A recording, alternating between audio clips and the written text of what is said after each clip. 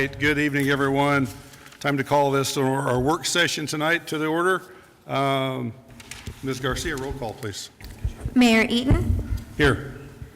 Vice Mayor Adam. Here. Councilmember Neal. Here. Councilmember Buccellato. Here. Councilmember Maldonado. Here. Councilmember Messina. Here. Councilmember Bedford. Here. We have a quorum. All right, thank you so much.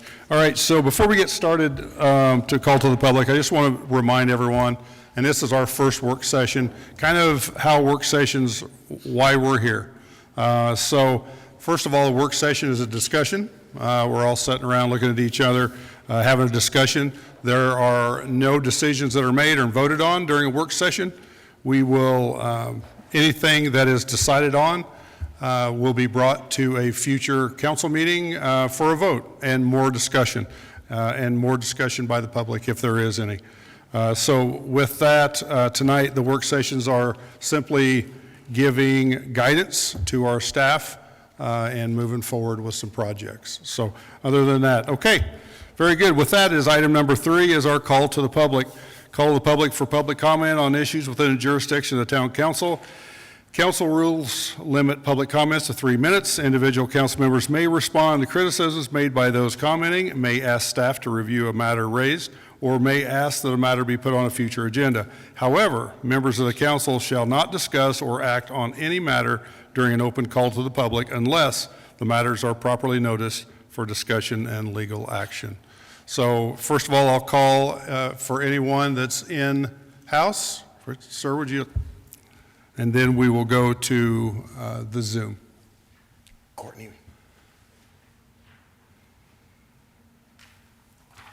Good evening, Mayor and Council. I'm Les Buckner at 7812 West Willow Way in Florence. Good evening. I'll be quick. Speaking to the agenda tonight, with respect to the multi-generational center, the town of Florence needs improvements in community services. However, a $50 million price tag with potentially $2 to $3 million per year in operating costs is not a financially viable solution. Even the consultants said the town lacks the necessary population base. Florence needs to develop other cost-effective alternatives to meet the community's needs. I suggest council either assign this to staff or create a special committee to develop a more realistic approach to meet the community's needs. With respect to the planning session being rescheduled, as Benjamin Franklin said, if you fail to plan, you're planning to fail. Transportation infrastructure improvement is one of the biggest current and future issues. For the planning meeting, I would recommend the council request staff to expand on the information in their materials. Staff should include the estimated cost of the identified major projects and the estimated timing by fiscal years. Council needs to understand the magnitude and timing more clearly. The sooner we act on getting critically needed improvements built, the sooner we prevent more fatalities. For the presentation on planned unit developments, council should request staff to prepare a more detailed report on each PUD and the associated development agreements. This should include the size and location of each PUD, the status, estimates of their timing, and the key PUD and development agreement terms to which the town of Florence has committed. We need to understand what we have done and what it means to us going forward. With respect to streamlining the development process for new PUD developments, the town needs to develop a template of expectations for developers that is provided upfront in the process.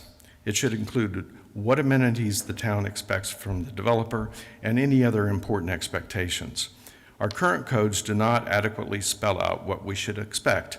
For example, if you look at residential developments in nearby communities, you will see amenities such as community centers, pools, and workout facilities that were included by the developers.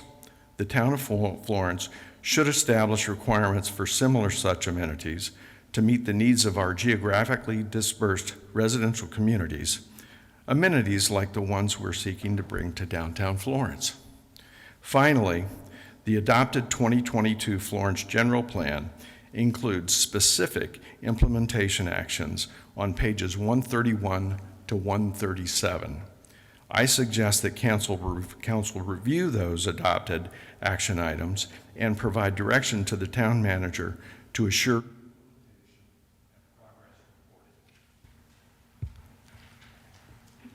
Thank you so much. Is there anyone else in the House that would like to speak? Ms. DeRosa.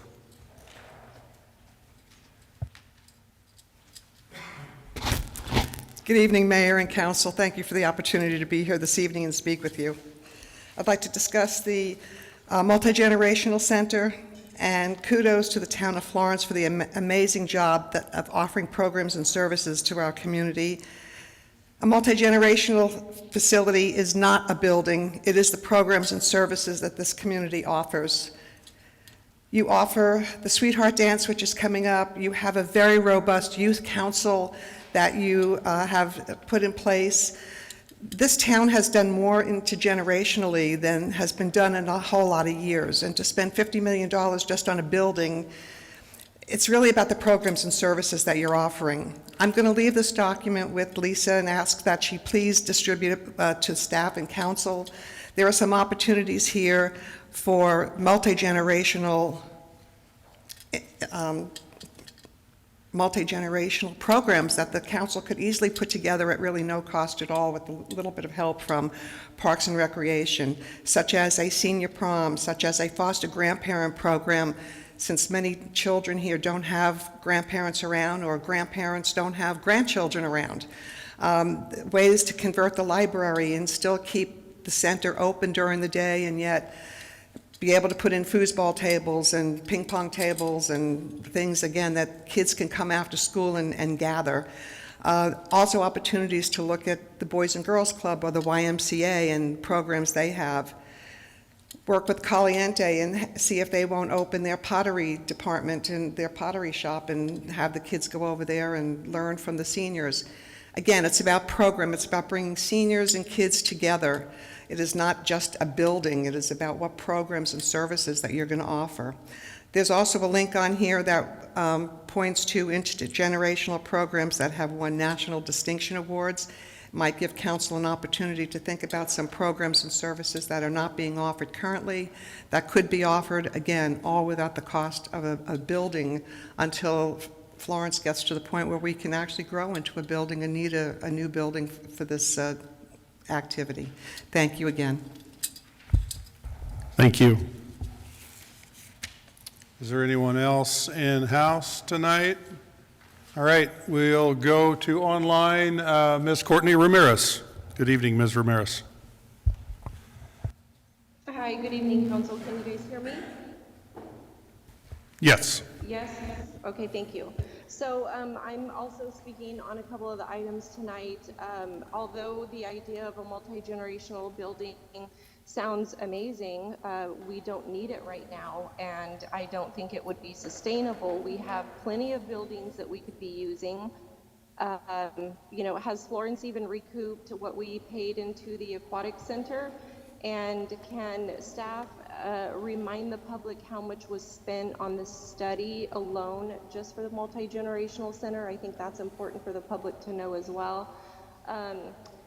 From what I understand, the town hall that you guys work in right now was actually designed for community events. So why aren't we using it for community events? Lisa Garcia can verse you to that decision that was made when that building was planned.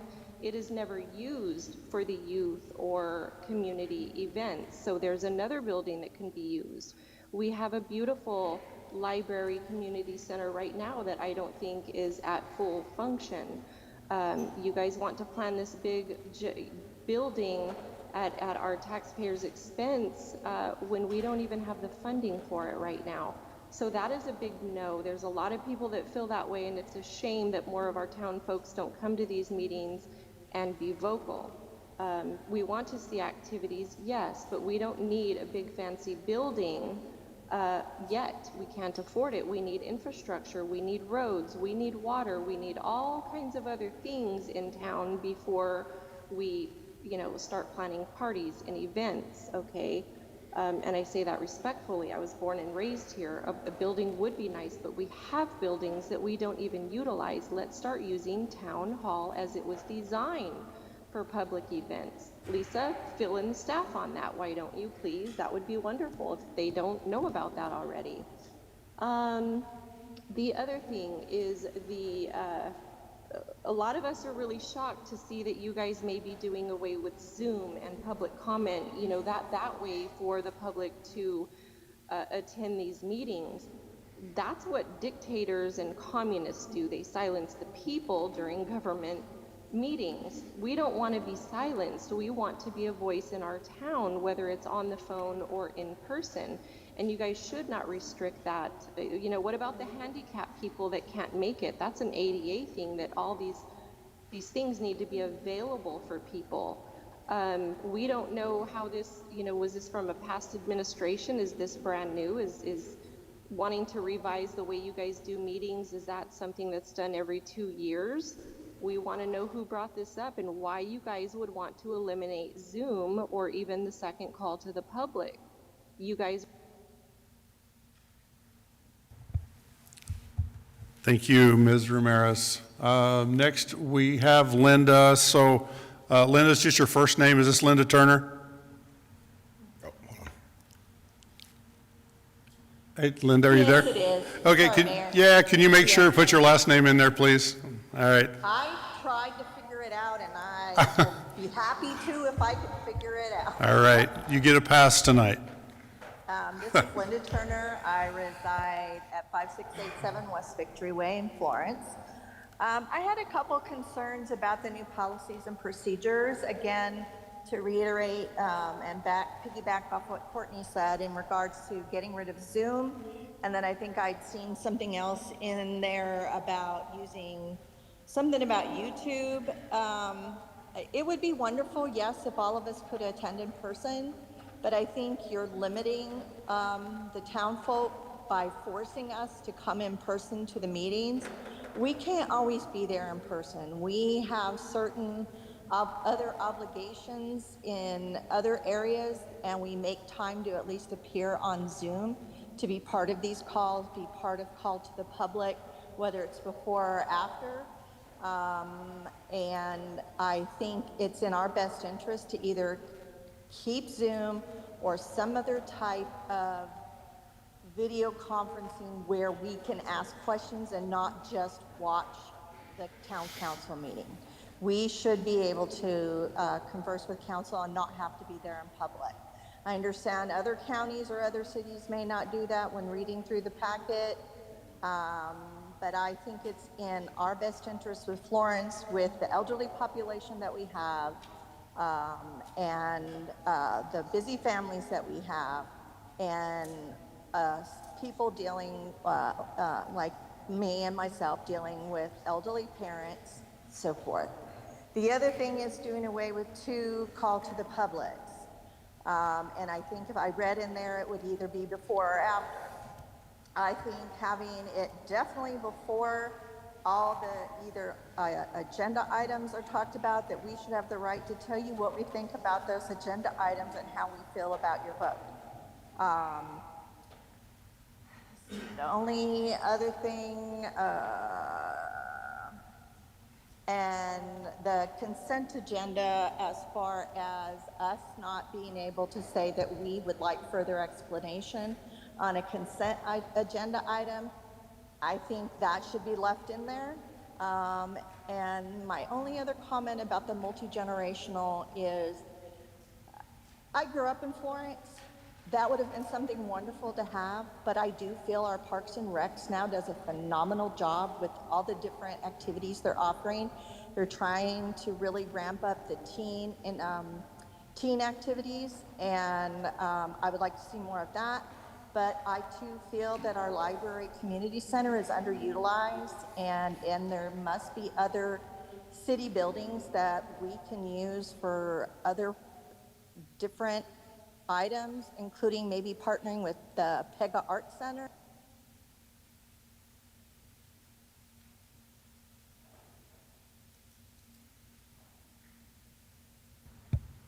All right, thank you so much right, next on to talk, Michelle Cordes. Good evening, Michelle. Good evening, Council. Thank you for the opportunity to speak. Couple things I'd like to address. Hopefully I don't go over my 3 minutes. A gentleman had spoke about putting some stipulations in with builders and developers when they come and have them build community centers and things like that, because our surrounding areas are seeing that done in theirs. I would like to state that any community that has a recreation center or a pool, they are not open to the public. They are for that community only.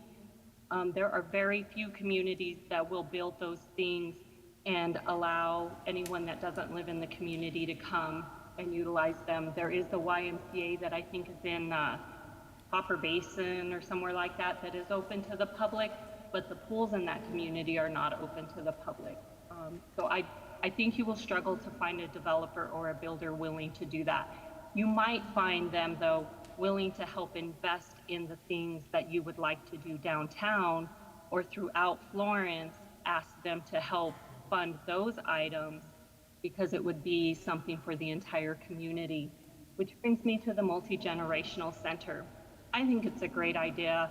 Our library and building is not underutilized. It has outgrown itself probably several years ago and continues to do so the more activity that we see happening.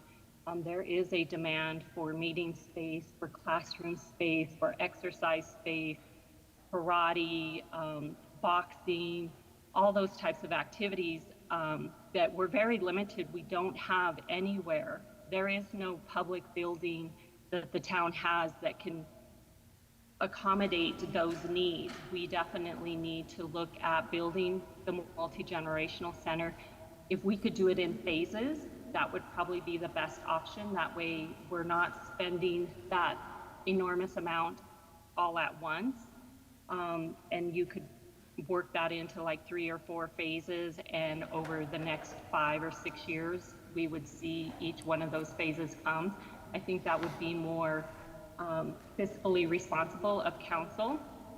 I also want to remind everybody that we don't have a public transportation, which should be a priority as well, because in order for community members that don't live close to the facility, they would need a way to get there if they don't have transportation themselves, especially our younger kids who aren't drivers yet.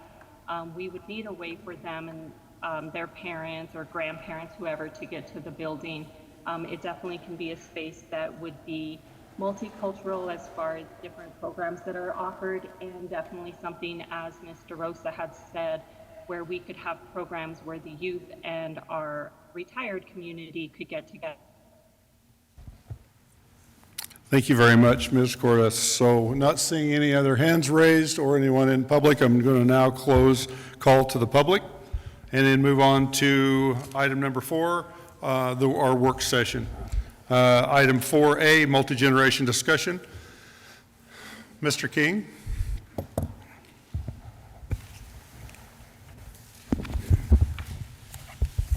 Thank you, Mayor, Vice Mayor, members of council. Appreciate the time tonight to discuss the multi-generational center. The center is on the current fiscal year 25 capital improvement plan. The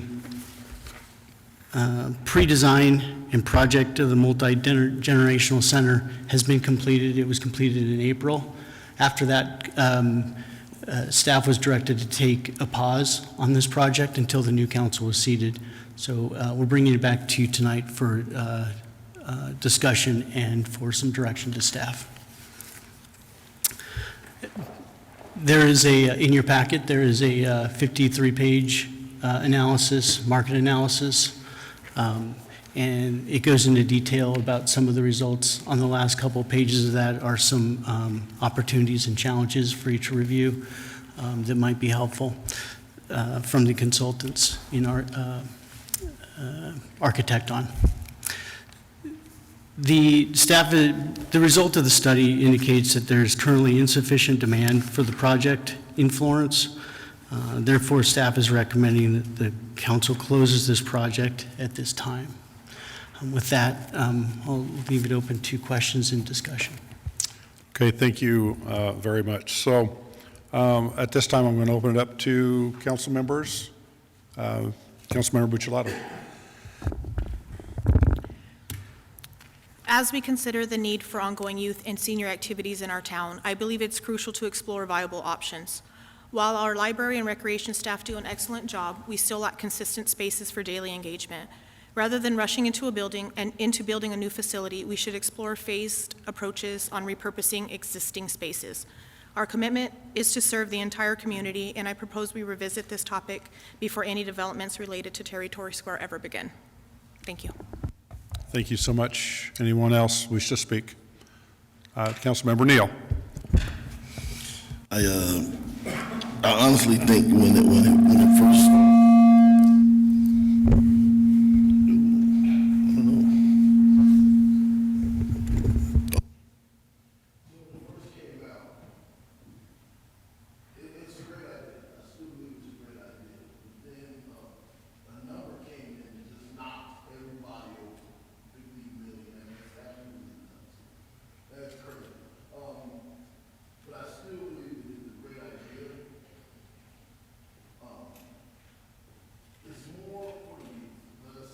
up here in Florence, there was never anything to do for the youth.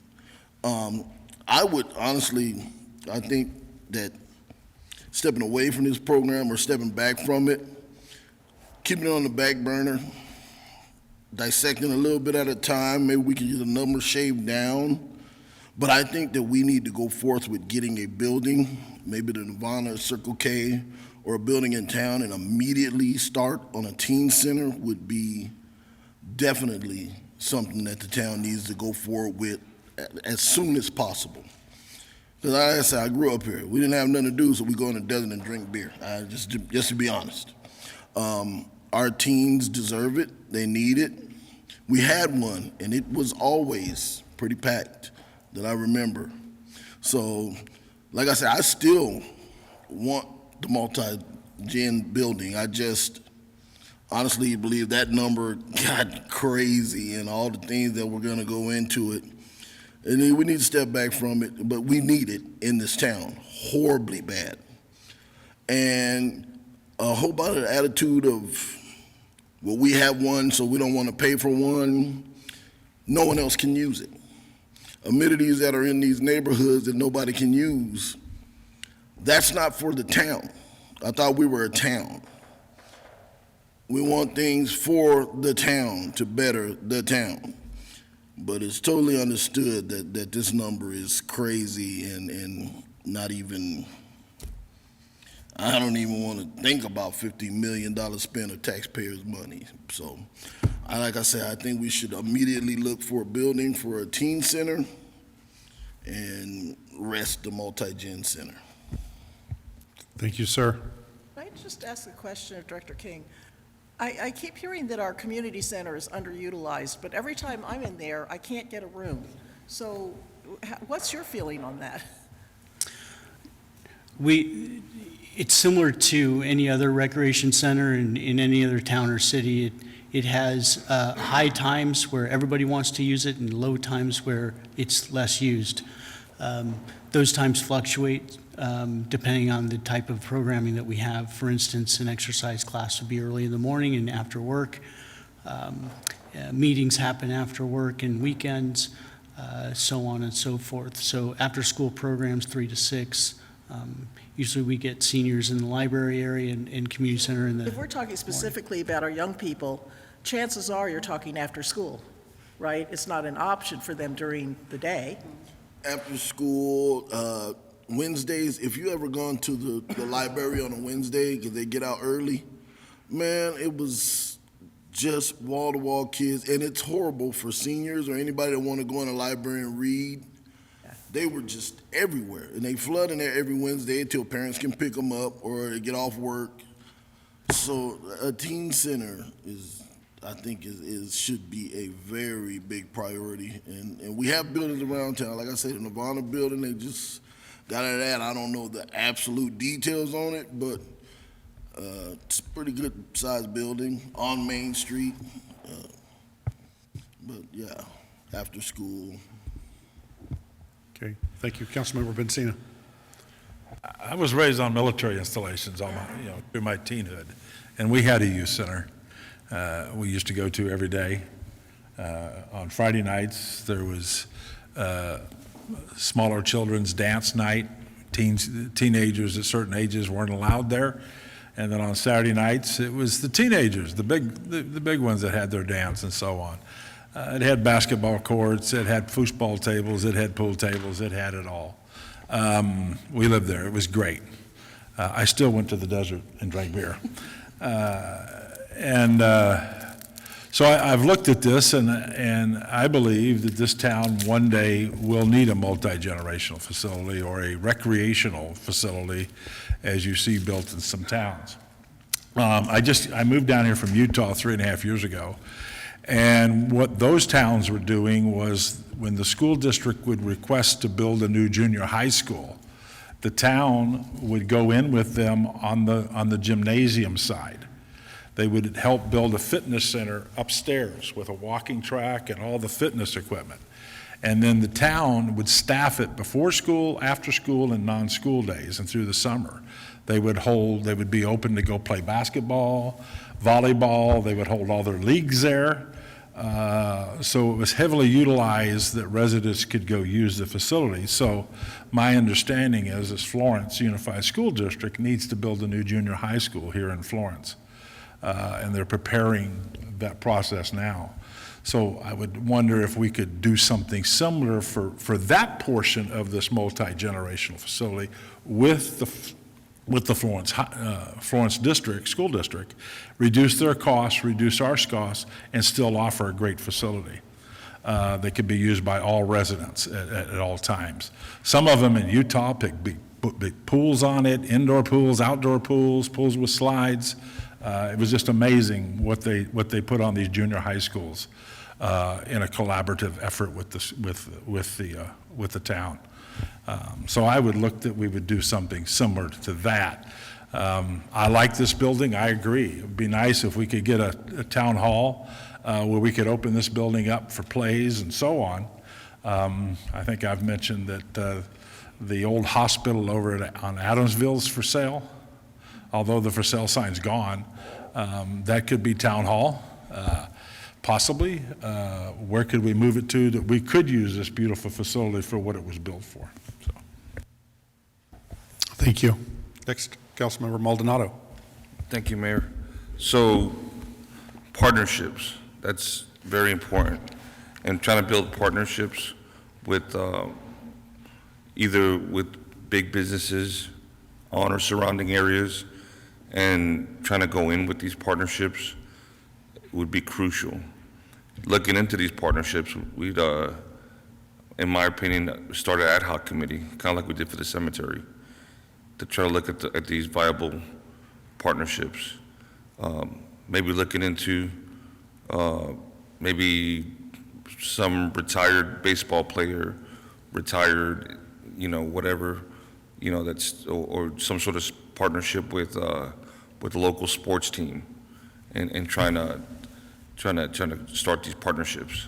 And I think an ad hoc committee getting started and trying to look at some viable options out there, and trying to start small, like the teen center, is crucial.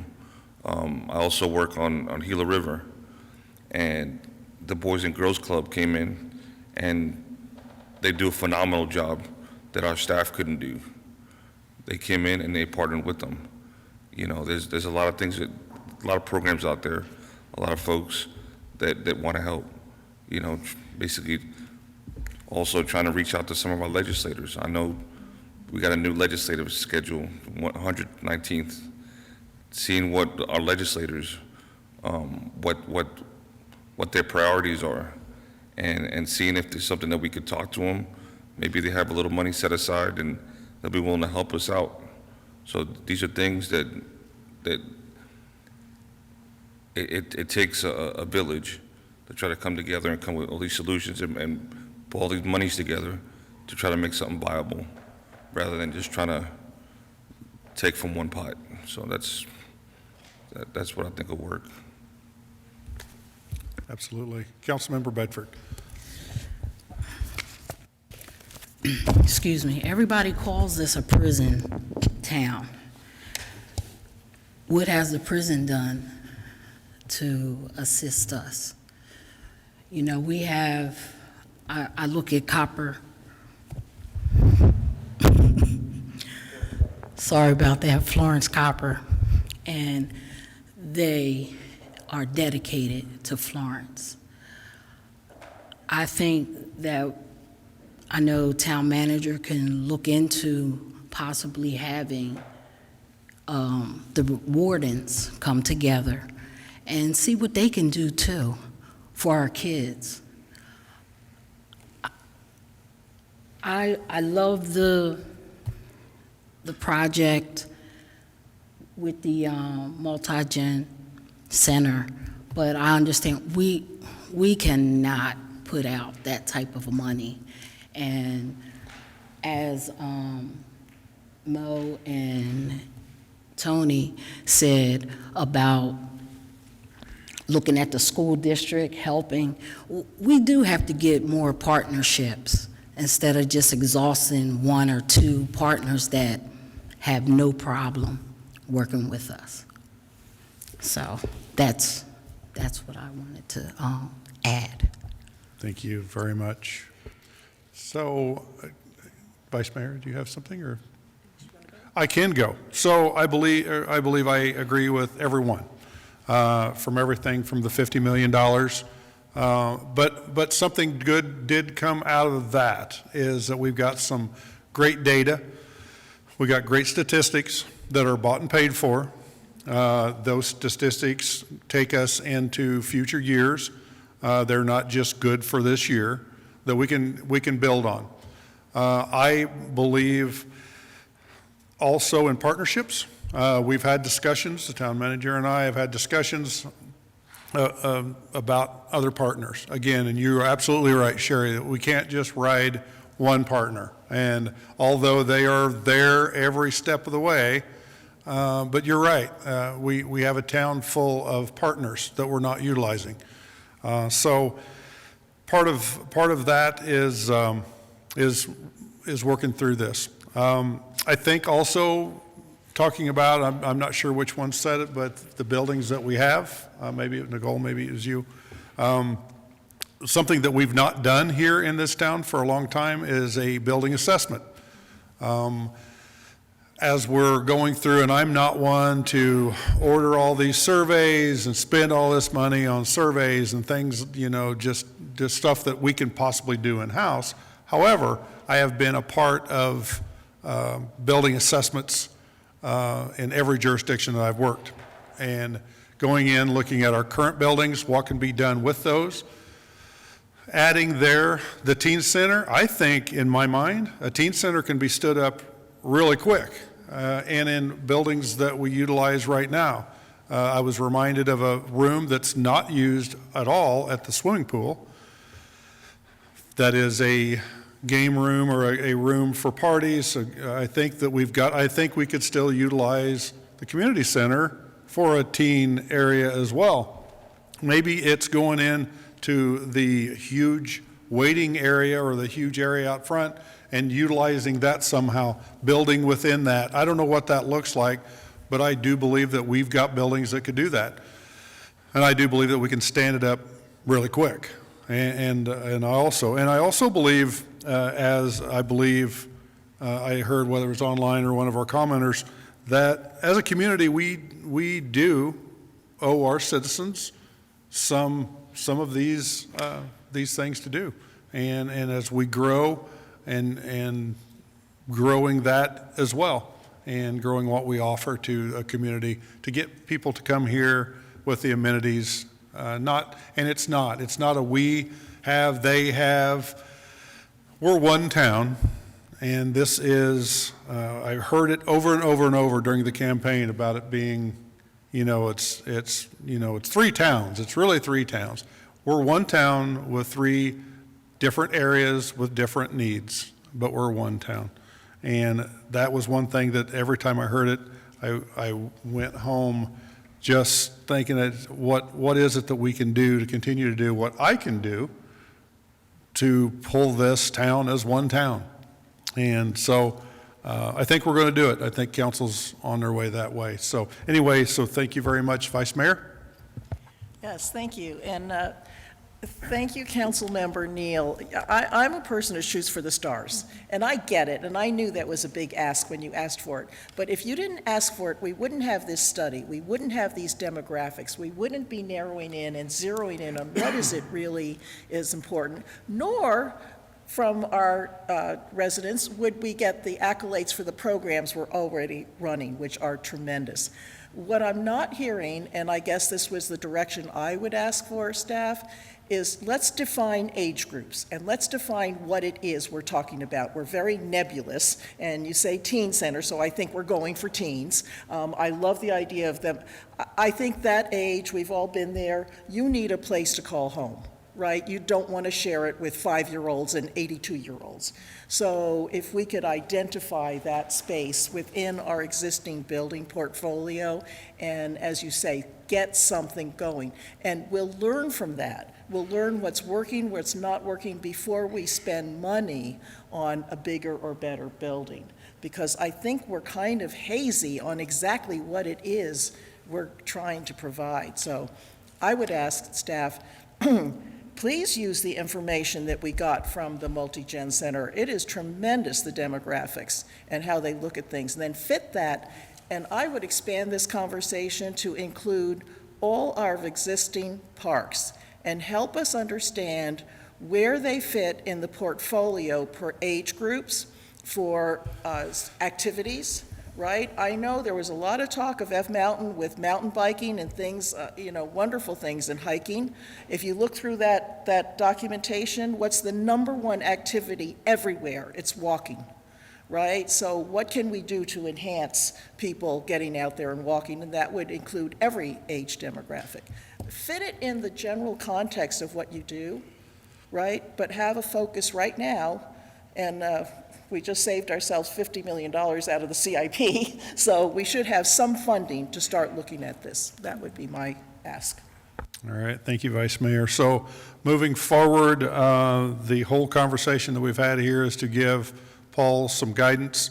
One of the things I do want to add is when, Mo, you were talking about an ad hoc committee, we have an amazing community services committee also that I don't want to put a lot more work onto them, but I think that they could also be helpful in that as well.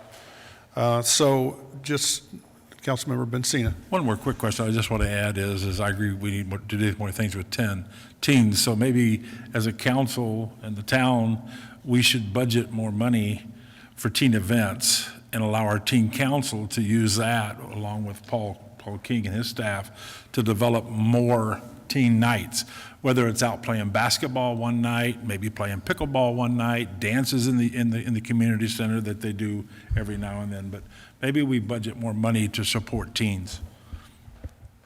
Councilmember Buccellato. Piggybacking off that, community services is far ahead of us. They've already been talking about this and possible buildings, and we've already talked about possibly the aquatic center as it's closed about 8 months out of the year. So what I would say is budget season, let's put our money where our mouth is and let's give them the budget that they need and deserve because they are working hard. And I said it at the last council meeting. I sit on that committee and I am blown away. It's a meeting I do not want to miss because they are doing very good things. Paul and the committee are doing amazing things. So let's just remember that at budget season because our town is known for its events. It's known for its history.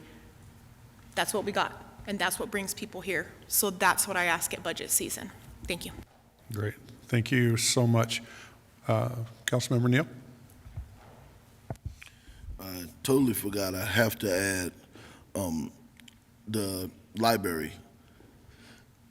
I spoke to all the librarians, and they need help. When all those kids flood in there, It's not fair to ask our librarians to be guardians and police and moms and dads, and there's usually only 3 or 4 of them in there, and they get swarmed with all them kids. And my job as a librarian, not anything else. They need some help over there really bad. I have to mention that about the library staff, and they're great staff, and I don't want to lose any of them because of that. Okay, great. It just so happens we're coming up on budget season, so what a coincidence. So with that, I want to make sure that we are all in agreement that we are going to thank our folks that did what they've done for us, our consultants, and move forward without the next phase. Correct, everybody? Yes. Okay, very good. There you go. Thank you so much, Mr. King.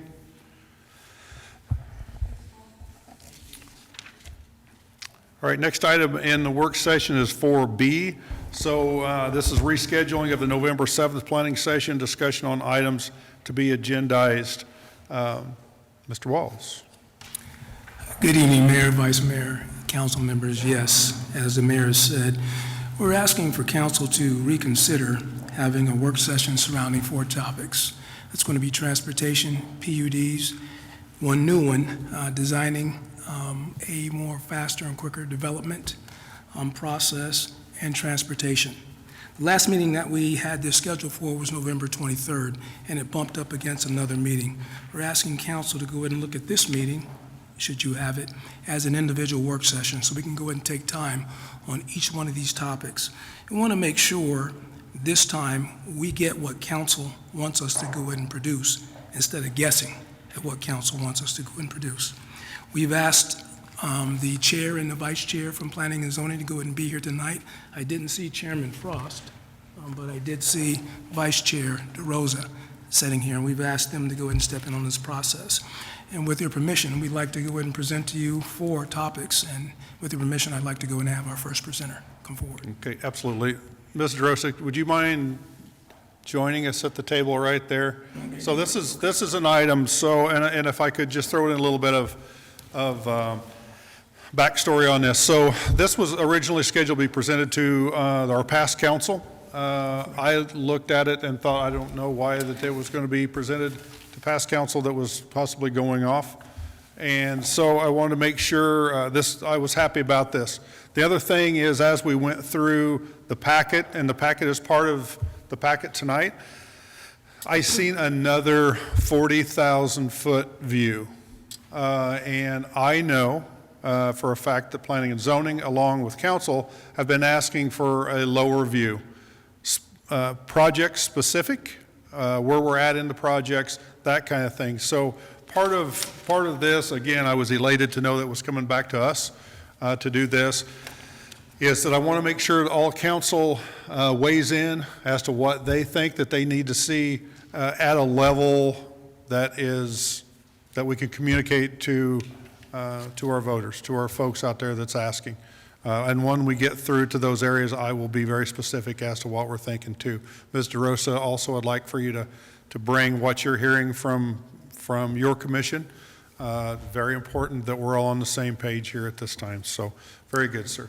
Mayor, just real quick, I'd like to make a correction. Although we stand ready to go ahead and present tonight, we will not be having any presentations. This will just be a discussion amongst council and Planning and Zoning to figure out how we move forward. I knew that we were going to we were going to move on. So as we go through, I would like to go down each item 1 through 4 to get a little bit some ideas of what we want to move forward to staff is what we're looking for. So the transportation presentation update.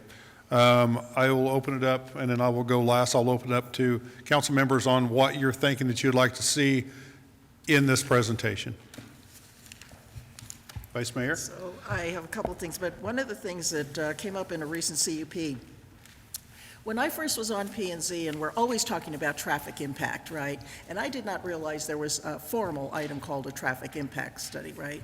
And what I would like to know is what triggers it, right? We seem to always say we want one. Sometimes we get them, sometimes we don't. We generally don't actually see the study.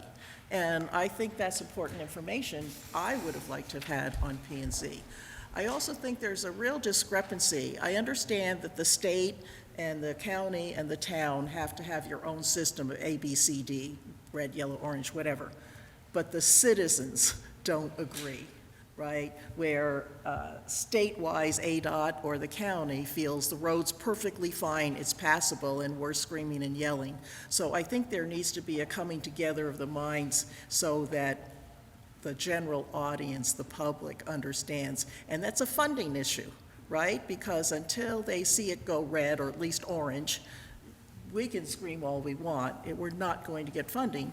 I think the other thing is important to articulate every single time there's a PUD is the roads that we control and the roads that we don't. I know it becomes second nature to the people that are sitting there, but it's not to the audience. They're there for that one specific PUD, and they don't understand where the town starts and ends, and what we can do and what we cannot do. That's all I have to say right now. Thank you.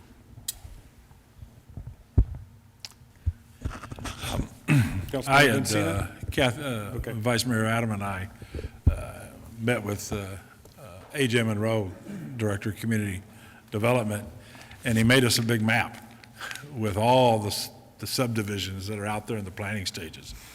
When you look at it this big, it blows your mind versus one at a time. If you look at Felix Road from Hunt to Arizona Farms, there'll be over 30,000 homes on that road on the east side alone. So we need to be, I'd like to see where we're planning, do we need a big park up there to support 50,000 people up there that are not going to be part of a big HOA in El Dorado or Mel Ranch? So I'd love to see the planning stages, and then along with the roads to support those people, making sure that we're prepared 10 years from now or 5 years from now to widen Felix, or and then, you know, currently when we get to transportation, about looking at Hunt Highway. That's the number one that we want to get widened, get our land done, and then also ask Pinell County to get us all the way to Sandtown. So when we're doing these presentations, I would love to see the thoughts of where we are in those planning stages so we could prioritize the roads that we want to get done quickly, because we are behind on Hunt Highway. So, Councilmember Maldonado. I think one of the things that's crucial, when I went to the League of Cities and Towns this past summer, and I went to one of the breakout sessions, and it was for transportation, and everybody said, our roads, our infrastructure. Every town said the same thing. We were singing from the same, and I think Chief was there too. Everybody was singing from the same sheet of music. And the biggest thing I could say is that we done in the past is that we were kind of quiet or behind the scenes.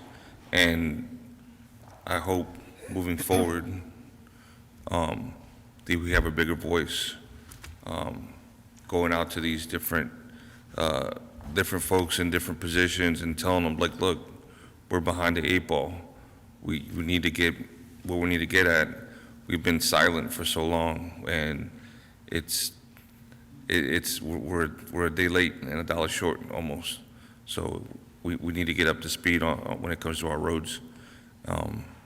And now we have the data to prove that, look, we're a C minus, you know, in here in our town. So I think, like I said, we just need to be there when the movers and shakers are talking and interject and say, hey, have you heard about Florence, and have you driven on our roads? You know, it is the county seat, you know, things like that. So Absolutely. Vice Mayor? Yeah, I just want to follow up on that. You're absolutely right. I'd like two things. I think we should be partnering up with Coolidge at a minimum, because we are a small town. The roads that we care about, Coolidge cares about too. So we're a stronger voice if we go together. I also had an email that I just sent to the mayor. Pinell Partnership, which is turning into a lobbying firm. If you don't know, they've already created a governmental lobbying section of the partnership. And they have a transportation committee, and I would love to see one of us be on it. Thank you. Councilmember Buccellato? Couldn't agree more with the transportation, specifically Attaway Hunt, Arizona Farm, 79 and Felix Road. Accidents every week. We need to come to the table and figure out how county and Gila River are going to do their side of Attaway Road, because that is just getting worse. We have 200 people from the Anthem subdivision coming and writing us emails and about the trucks carrying the rocks and what it's doing to the roads and what it's doing to their houses. And I think we need to listen up, because that's a pretty large group speaking. And so I would say specifically those roads are what I'm most worried about, just based on what we're hearing from the people. Also, I would like to learn more about development impact fees and what we can ask for, and I would like to be educated in that. So I think what's needed is for, when you come on council, it's like, boom, and they teach you, they do very good. Lisa, Arizona League of Cities and Towns, they do a phenomenal job of teaching us about council, but there's so much more that goes into it, and I feel like there's a disconnect. And I know we're gonna talk about that, but I would like, if something is kicked back, we don't hear about it right away. And a lot of the time, we're up here and we're asking Marcella, hey, what did they say about this? That should never happen. We should know before we're seated for that day and for that meeting. So I feel like there is some sort of disconnect, and that's just from what I learned when I was the liaison for P&Z and being up on council. I would try to bring back all that information, but that's really a lot to even ask your liaisons at times. So I would like just some education on the development and impact fees and what we can ask of these builders and what we can either have them do or not have them do. Yeah, that's it. Thanks. All right, thank you. Vice Mayor? So when you go to other communities, and we were at, maybe it was a Pinnell Partnership in Maricopa, I think it might have been, and we're driving through beautiful roads, all widened, curb and gutter, and no development. So how are they getting these developers to do that before they build the houses? It's been done in Coolidge, it's been in Casa Grande, it's been all around us, and we seem to be so meek, we don't even know how to ask, and I think we need to get a lot smarter faster, because they just went through this when McFarland was still the mayor out there, and what they did was they allowed each developer, as they developed, to widen the road, and then it would go narrow, and then it'd go wide, and then it'd go narrow, and he said that the city was going to step up to widening the roads on the city's dime and get it back from the developers. It's just an option that I don't even know if we've ever considered, but, we are creating a mini cluster out in 287 in Adamsville, and that's in our control. Adamsville is our road. So if we mess that up, shame on us. Thank you so much. Vice Chair? Who did I see first? All right. Nope. Actually, okay. Councilmember Mullen, I was just looking, you're green, and your light is green, so I didn't know whether Councilwoman Bedford wanted to speak first. Okay. All right. Vice Chair DeRosa. Thank you, and thank you for the opportunity to meet with all of you this evening. This speaks to a number of things, and having Vice Mayor on P&Z, she gets it, she understands it, she's been there, she's asked the questions. We've talked after about why certain things happened, why certain things didn't happen. You have a general plan. According to some of the paperwork that you have put out, the town sees the general plan as an aspirational planning piece. It is not an aspiration. It is your goal. And I hope to God that you all get together and have a planning session, a strategic planning session, so that you can have these in-depth conversations amongst yourselves and amongst your staff. Because it's not conversations you can have on the dais. And even in this setting, this workshop, it's not the same in-depth conversation. There are so many challenges that this community has that your strategic planning session hopefully will bring all of you together and bring all your ideas so that everybody gets a piece of what it is they believe is best for this town. I don't know how many of you have looked at the general plan and understand what the general plan says and what it means. In the pipeline, you currently have 94,000 rooftops that have been in some stage between 2004 and 2010 that could come online. Roads can't handle it. Infrastructure can't handle it. Amenities can't handle it. You need to review your general plan. It's incumbent upon all members of this council to understand what your general plan talks about and what changes need to be made or what needs to be done or who needs to be held accountable. P&Z has asked for, as Vice Mayor said, list of all your PUDs that you have in the pipeline and what stages are they at, where are they at, what does that mean? We have asked the town attorney, how far can we go? What can we ask for? How far can we push? Our expectations are here, and that's what we're getting, instead of our expectations being here. And council coming together at a strategic planning session can decide what those priorities need to be and what set your own expectations. Because right now, as a team, there are not many expectations, and in the last 4 years, I've not seen many expectations. We just seem to roll with it. We'll take what we can get. Well, we're Florence. We're not going to take what we can get because we deserve better, and we expect better from our developers, and we should be able to ask them to do certain things. It's in our planning documents that we can ask developers for certain amenities, and we should be doing that. Development agreements. There are some 18 development agreements that have already gone forward. There are possibly another 7 or 8 in the pipeline. We don't know as a commission what those development agreements say, what has already been entitled, what's been promised, what's been asked for, what's going on. We don't know, so we're kind of shooting in the dark as to what's available, what further can we ask for. Staff has put together a TAC, which is a great opportunity to bring all your departments under one table, under one umbrella, sit at a table and talk about police, talk about fire, talk about roads, talk about water, talk about community services. As a commission, we don't see what that results is. I mean, we get snippets of it in the staff report, but we don't know as a whole, where did this information come from? How did it get put together? What has been discussed in the past? So we're asked to make a decision and make a recommendation to council.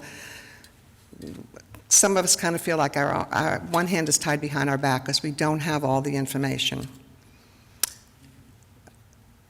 I had the opportunity to sit on a planning commission before, so I have a little bit more basic information than maybe some of the new commissioners have. I think commissioners need to understand what they can ask and what is not prevalent at each step of planning. So at a preliminary plat, your questions are different than, at your final plat. At your design review, there are different time elements for different questions to be asked, and I think it'd be a great opportunity. And I know AJ is going to be scheduling a training session to be able to go through that, and I certainly hope that all of you that are available will come to that meeting, because I think it's a great opportunity for you to understand what the P&Z is doing and why they make some of their recommendations to you and how some of their decisions are made and what questions need to be asked. You also have, certainly. That's such a good point, and I certainly, I've raised it, you've raised it, and since we're being very specific about what we want here, I have been asking for a flow chart, because what I don't want to see is a PowerPoint with a lot of words about what happens in the pre-plat and what happens in the final phase. I'd like the flow chart, and here's the box, and it says, and this is what we decide here, and then it goes to here, and this is what we decide, because you're right. Waste a lot of time at P&Z meetings because we are asking the wrong questions at the wrong point. And the developer's frustrated because they look unprepared when they didn't come to answer that question because that's in final plat, right? So I think it needs to be very simplistic, and pictures, please, would help. And having that information is also an opportunity to educate your public. So it can be used as a for lack of a better term, a marketing tool to educate the public as to why and where and how some of those things can be done. You also have in your general plan an implementation plan. This goes back to at least 2022. There are goals in here. Who's responsible for making sure these goals are taken care of? I mean, this document is at least 3 years old, so who's following up to make sure some of these goals are being addressed? Again, it's all part of your general plan. Councilman Messina may have mentioned, or maybe it was Mr. Buckner who mentioned, pages 131 to 137 in your general plan is your implementation plan. Hopefully council will become familiar with it, and there's a way to monitor and to hold people accountable for when things need to be done. I don't need to tell you about Hun Highway. That is a long-standing challenge. At what point in time have we had enough fatalities? The county is working on it. We know that there's a process that they're going through. We understand that there's a partnership, and the county is probably the lead agency on that project. That kind of information needs to be coming back to us. Attaway, so we finished Attaway and Hunt. We finished the first phase. Where's the second phase? What's the timeline for the second phase? What can we expect? I have heard from planning commissioners that if we don't get some help from council as far as where infrastructure is going and what a timeline is, they're not going to vote for projects. They're not going to vote to bring a project forward. So hopefully council, again, in your strategic planning session, if that goes through, is an opportunity for you to decide these kind of questions. You know, what are your timelines? What are you looking for? What do you want to see happen? You are the leaders of this community. People look to you. They look to you for answers, and no one's getting them. We're not getting them sufficiently. Lastly, let me see. I know I took 1.5 million notes.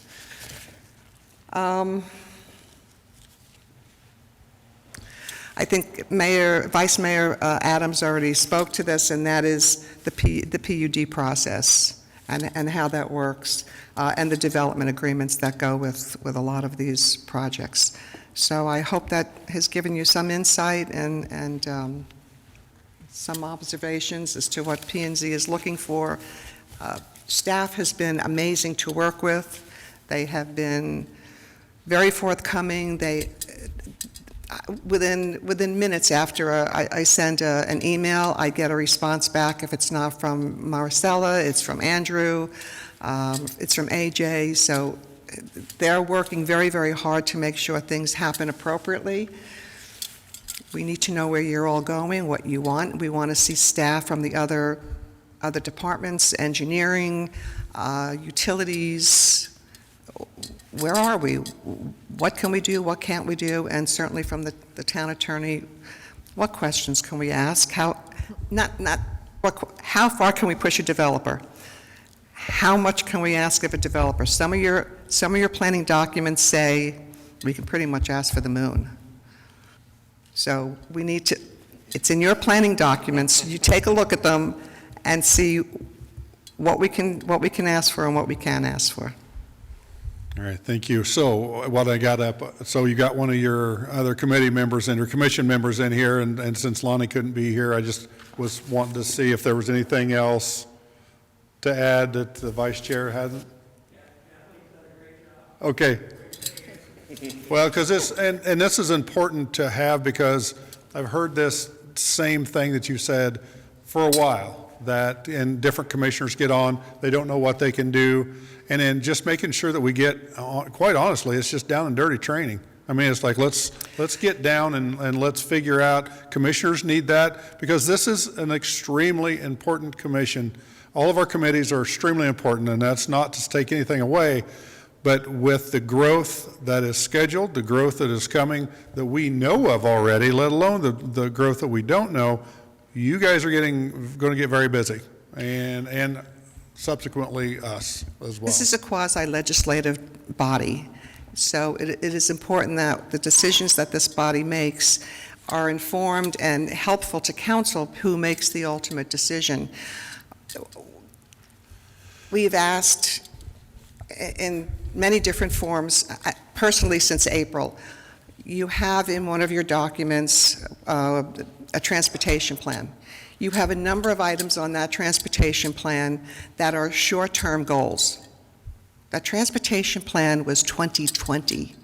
Those goals have not been accomplished. This is now 2025. What is short-term? Who determines what's short-term? Because 5 years to me is not short-term. We don't get, where are they? What is the update on them? What's been accomplished? What hasn't been accomplished? Hunt Highway has been asked by one of the commissioners every meeting, at least once a month. Still no updates on it. And last week again. And last week again. Thank you very much. Councilmember Bensina? A process, are we recording this? I just want to make sure, because Vice Chair raised so many points, and I don't want to lose it. I just want to make sure, do we have all this recorded? Thank you. Oh, yes. Councilmember Bensina?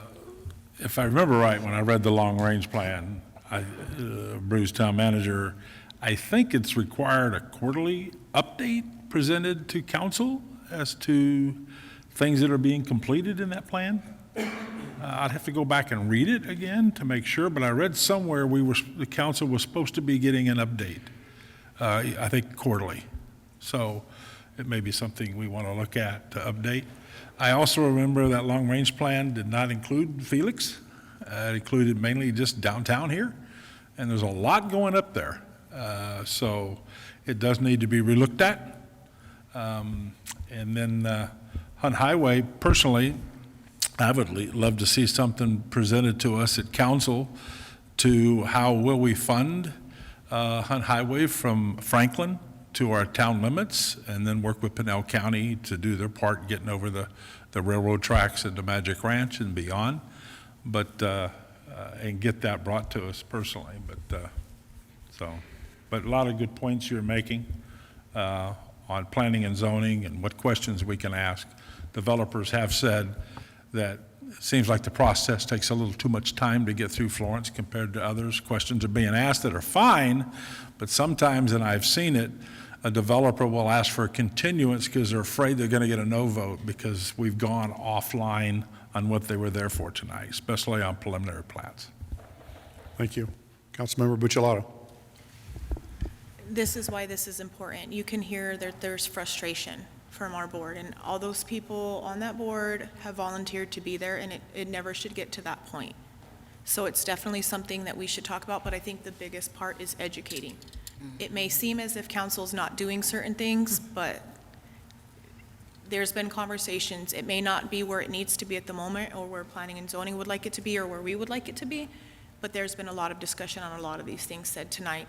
But it never should get to a point to where a board or commission is this frustrated, to where they are threatening to say that they may not push things through. It's not okay with me, it's not professional, and it never should get to that point.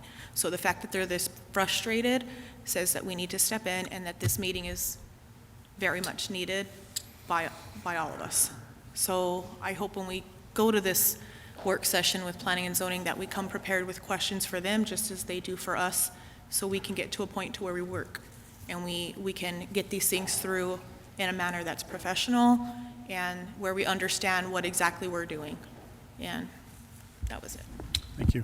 Vice Mayor, did you have something? I think, you know, when we see a recurring topic that's of high interest to us and our public, can we just make it a regular topic on the agenda? Because I don't like these, we get the update, and then it goes away, and 6 months later, we get irritated and ask for another update.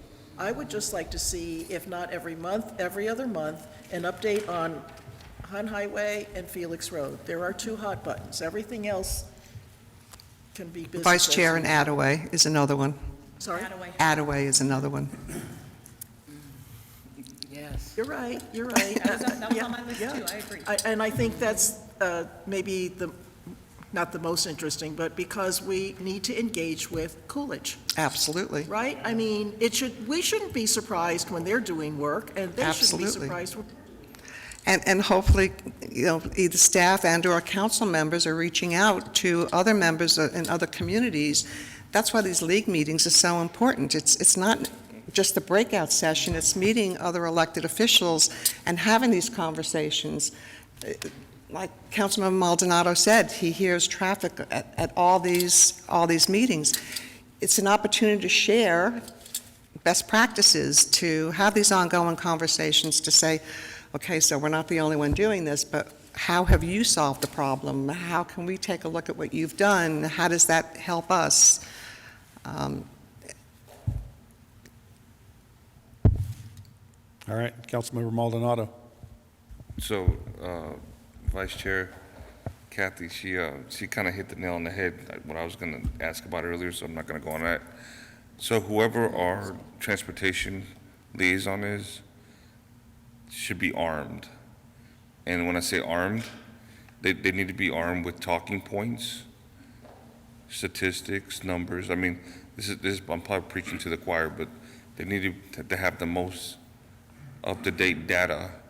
So when they're up there talking to these folks that can make things happen, because we already know at the state level that the budget's crunch that they're trying to do. So, but we know, if we know those numbers and we can put it on some talking points and then arm that person to go up there, look, these are real time. These are like real fatalities. This is real stuff that happened. And take somebody up there with you that was in one of those terrible accidents, as a testimonial. That's what I do, and my other not-for-profits that I do is, look, if I have a member that's going through something, I'll take him up there to the congressman's office. Look, this vet right here, he's an amputee, and he either had a kudos on the VA or the opposite. Look, he went through a rough time, and now you're talking about cutting money to the VA. So these are things that we can do locally.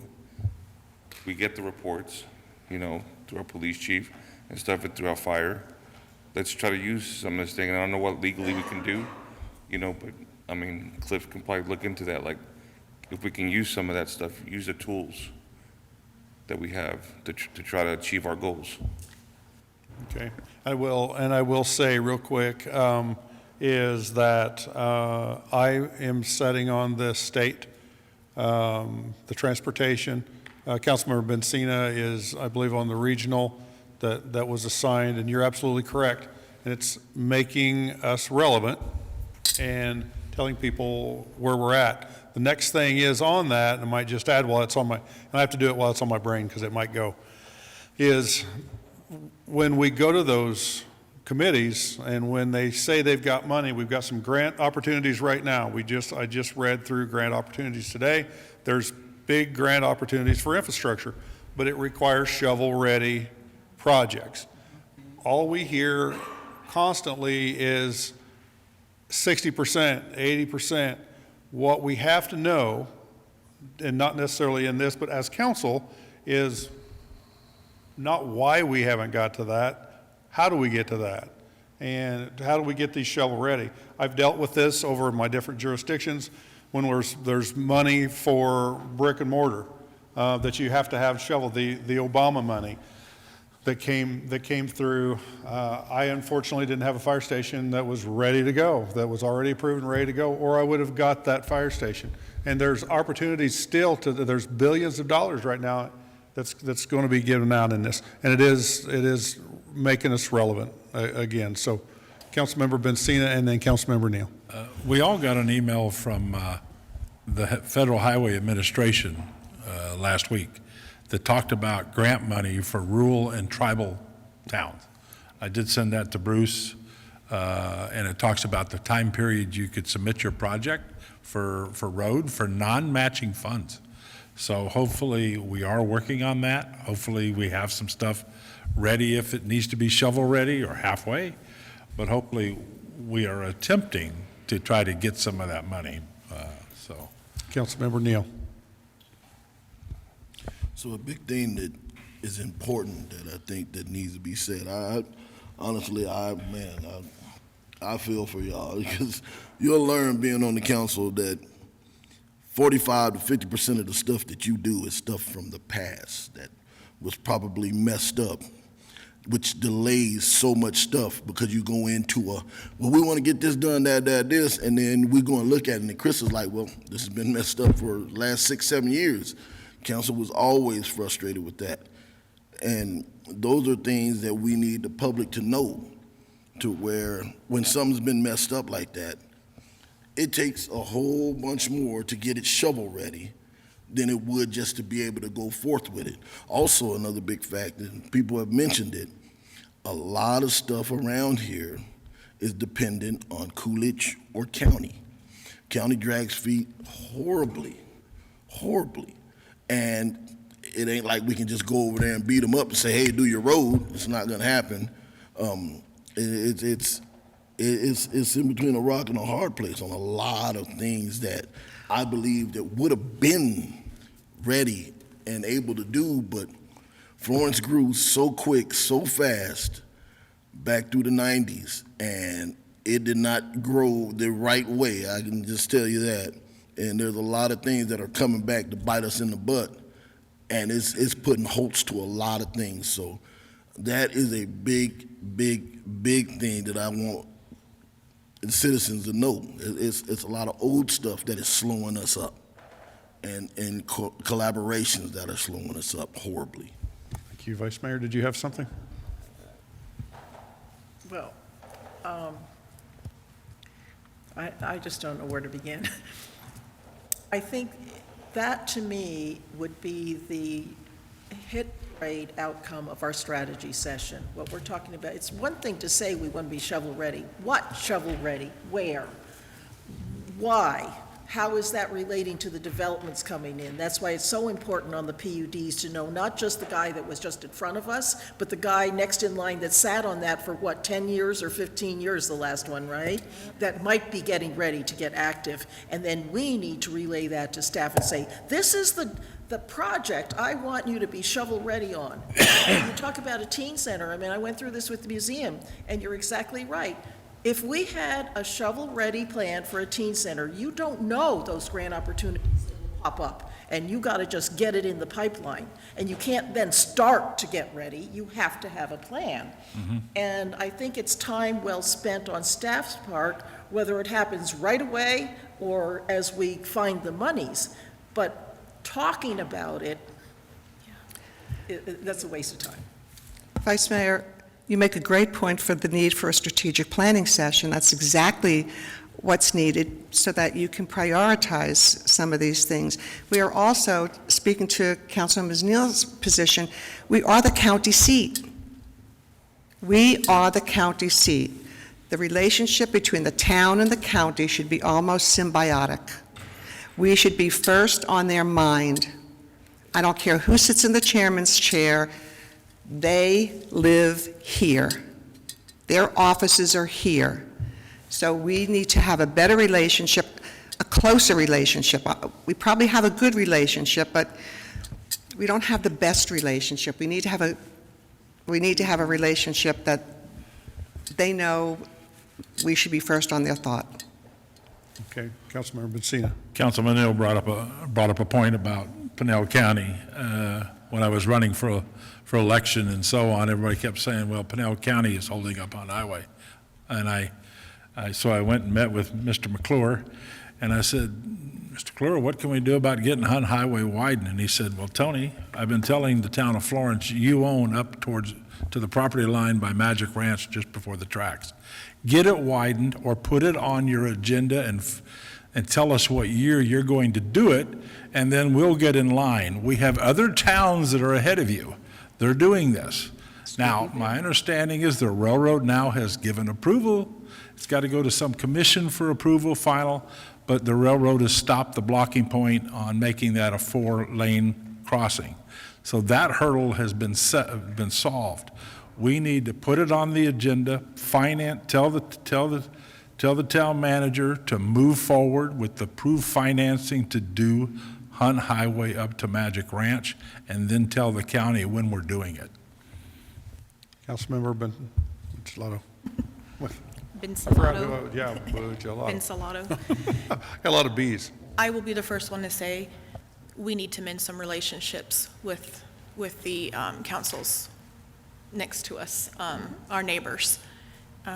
That's one of the things I learned right away when I first came onto council and reached out to some people is there's some things that we got to do, and I think we can get that done, and I think we need to start somewhere, so we need to reach out and have a meet and greet or whatever we need to do.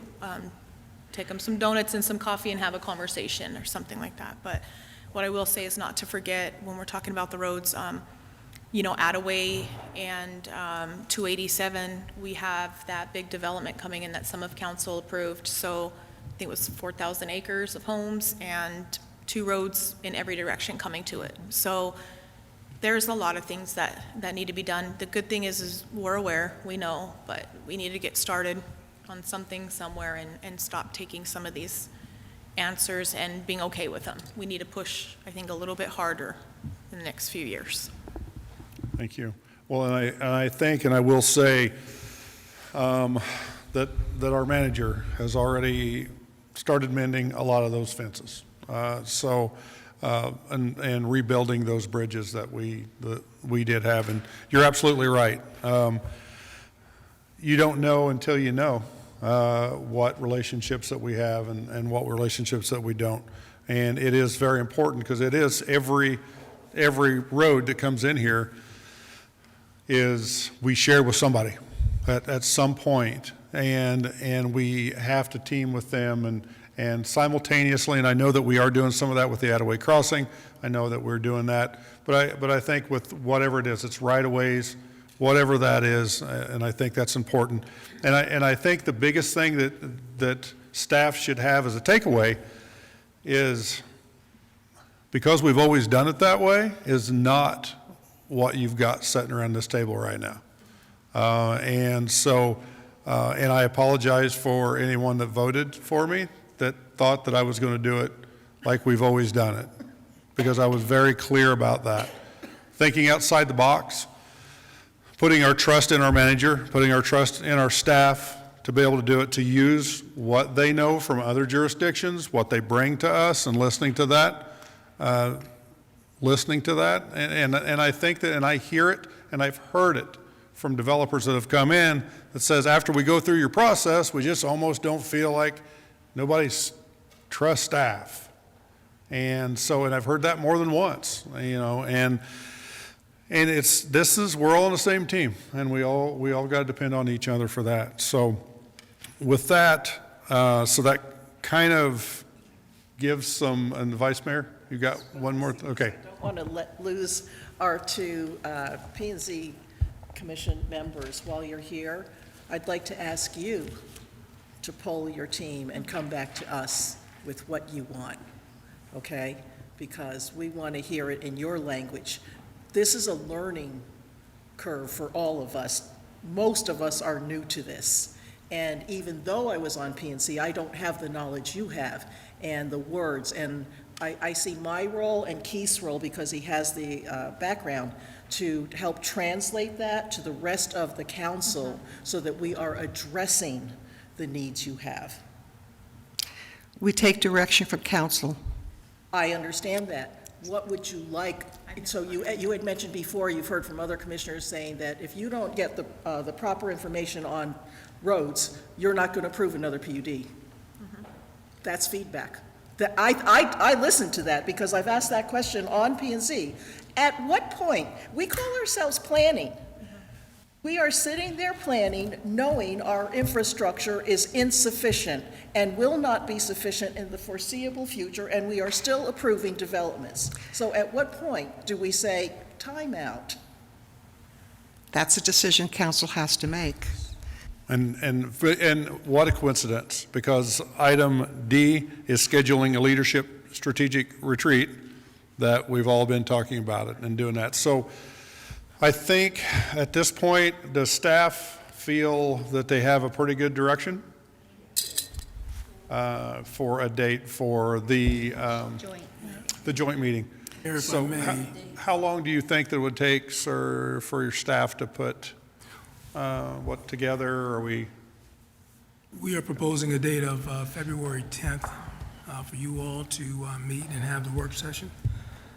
I think that gives us enough time to go ahead and come back, and we definitely look forward to having a product that you all want us to go ahead and push forward.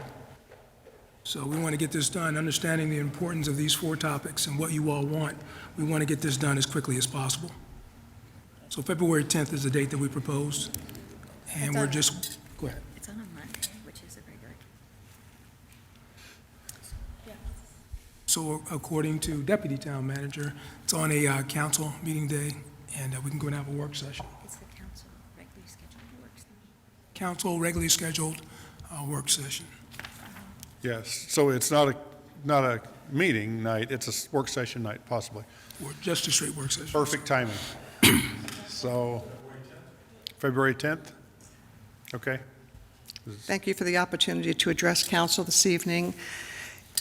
If Councilmember Neal thinks that the 90s was an explosion time for Florence, you've seen nothing yet. So it's very important that this council and staff come together and lead us into the future. Thank you. Thank you very much for joining us tonight. All right. So the next item, does anyone need a break before we go into the next item? And being from someone that sometimes needs a break, I don't, but we certainly can keep going. We can get a water. We could probably get a water. Couple waters? Okay, we can get a couple waters. All right, very good. Our attorney, Jeff's going to do it. Let's say it's, what else does our attorney do for us? He goes and gets us water. So thank you, Cliff, for taking one for the team there. Okay, so 4C, review of the town rules and procedures. This is Lisa's, has went through, so I will open up with saying that council members, current council members have all had a copy of this since about October, getting some idea of thought processes, with the exception of Councilmember Neal. I will say that he gets a bye tonight because he did not have this. And this is something that happens every 2 years. I won't take a bunch of thunder away from Lisa on this. This is common. This is to go through our procedures and to see how council wants to move forward. So with that, Lisa.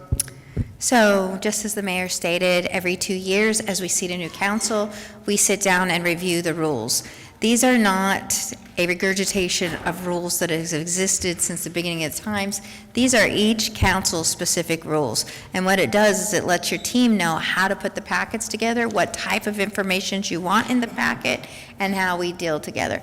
It also makes a good representation to the public so that they understand how they can communicate with council and how they can speak to the council. So what we've done is we've allowed each one of the council members to come forward and have ideas. All the ideas are here. Just because the idea is on paper does not mean that it has a consensus of the council. Tonight we will determine what has a consensus of council, then a document will be brought back to council at a future meeting that is the consensus item, and then council will have a chance to vote on that item. After that, we will proceed with that from meetings going forward.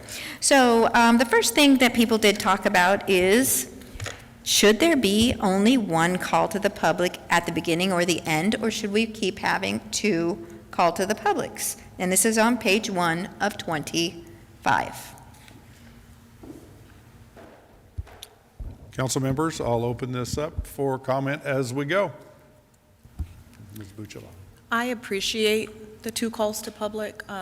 As I've said before up on the dais, I did look into other towns and how they're doing it. Some don't have Zoom, some only have 1 call to public, some don't have any, some you have to email in your question 24 hours in advance. The one thing I like about Florence is we're not like other communities, and that's one thing that I appreciate. So I would say that I like the 2 calls to the public, but if we were to go to 1, then I would ask that it's in the beginning so people can voice their concerns about what is on the agenda for that session. Councilmember Bensina. I'm for one. I also looked at other towns. I've attended council meetings and watched, there was one council meeting between first call of the public, new business, and last call of the public, that's one person got 15 minutes worth of talking time from Zoom.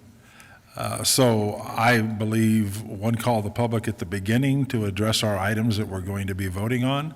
When we get to new business, that does get opened up where residents could speak there.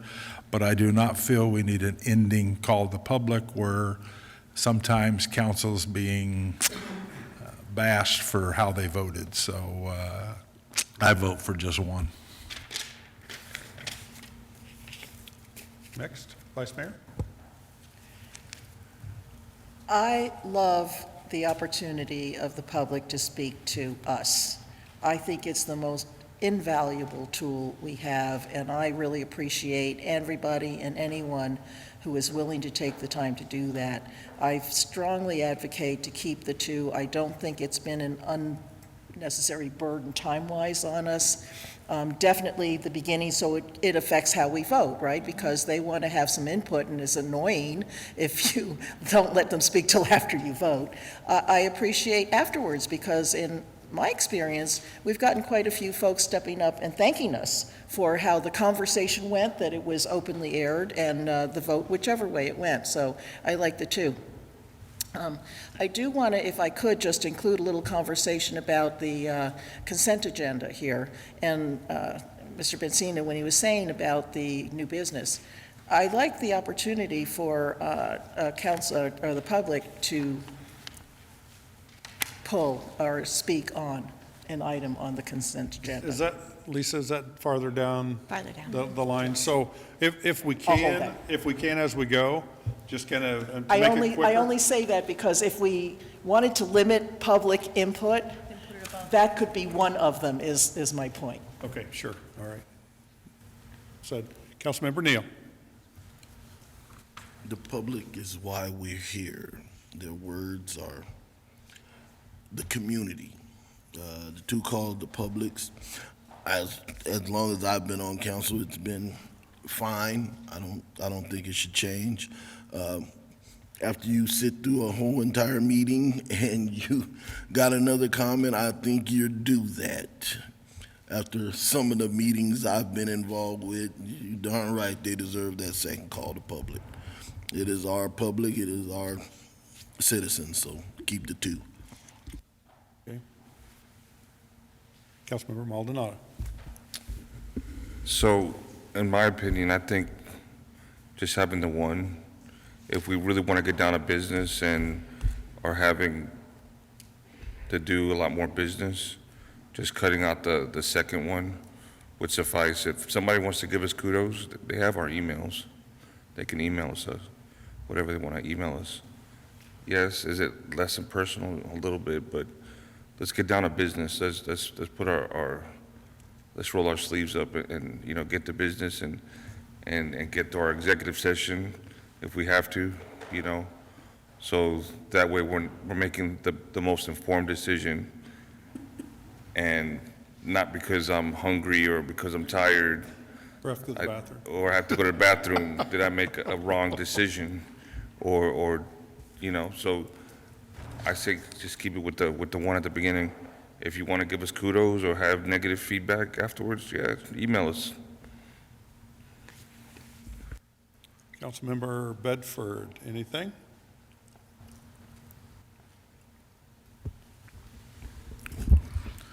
Since I've been here, it's been 2. I'm fine with 2. Because there might be somebody later on that comes in and they want to say something, then they're not able to do it. So I think we should just keep the 2, my opinion. Okay. Have we heard from everyone? So we're needing a general consensus. Me personally, this is certainly not a mountain I will die on it.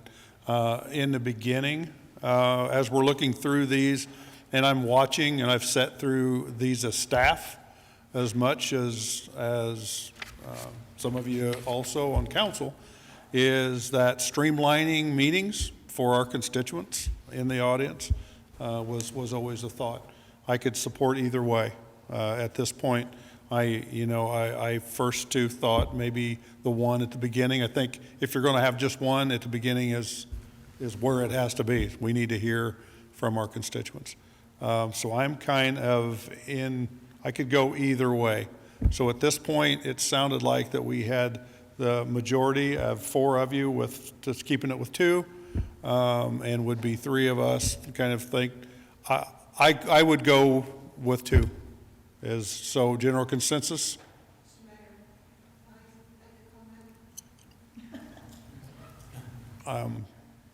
Sure. Yes. If I understood correctly. Could you speak in the mic, please? If I understood correctly from what I read in the agenda, if you went away, if the second call to the public went away, you would allow the public to speak on each item.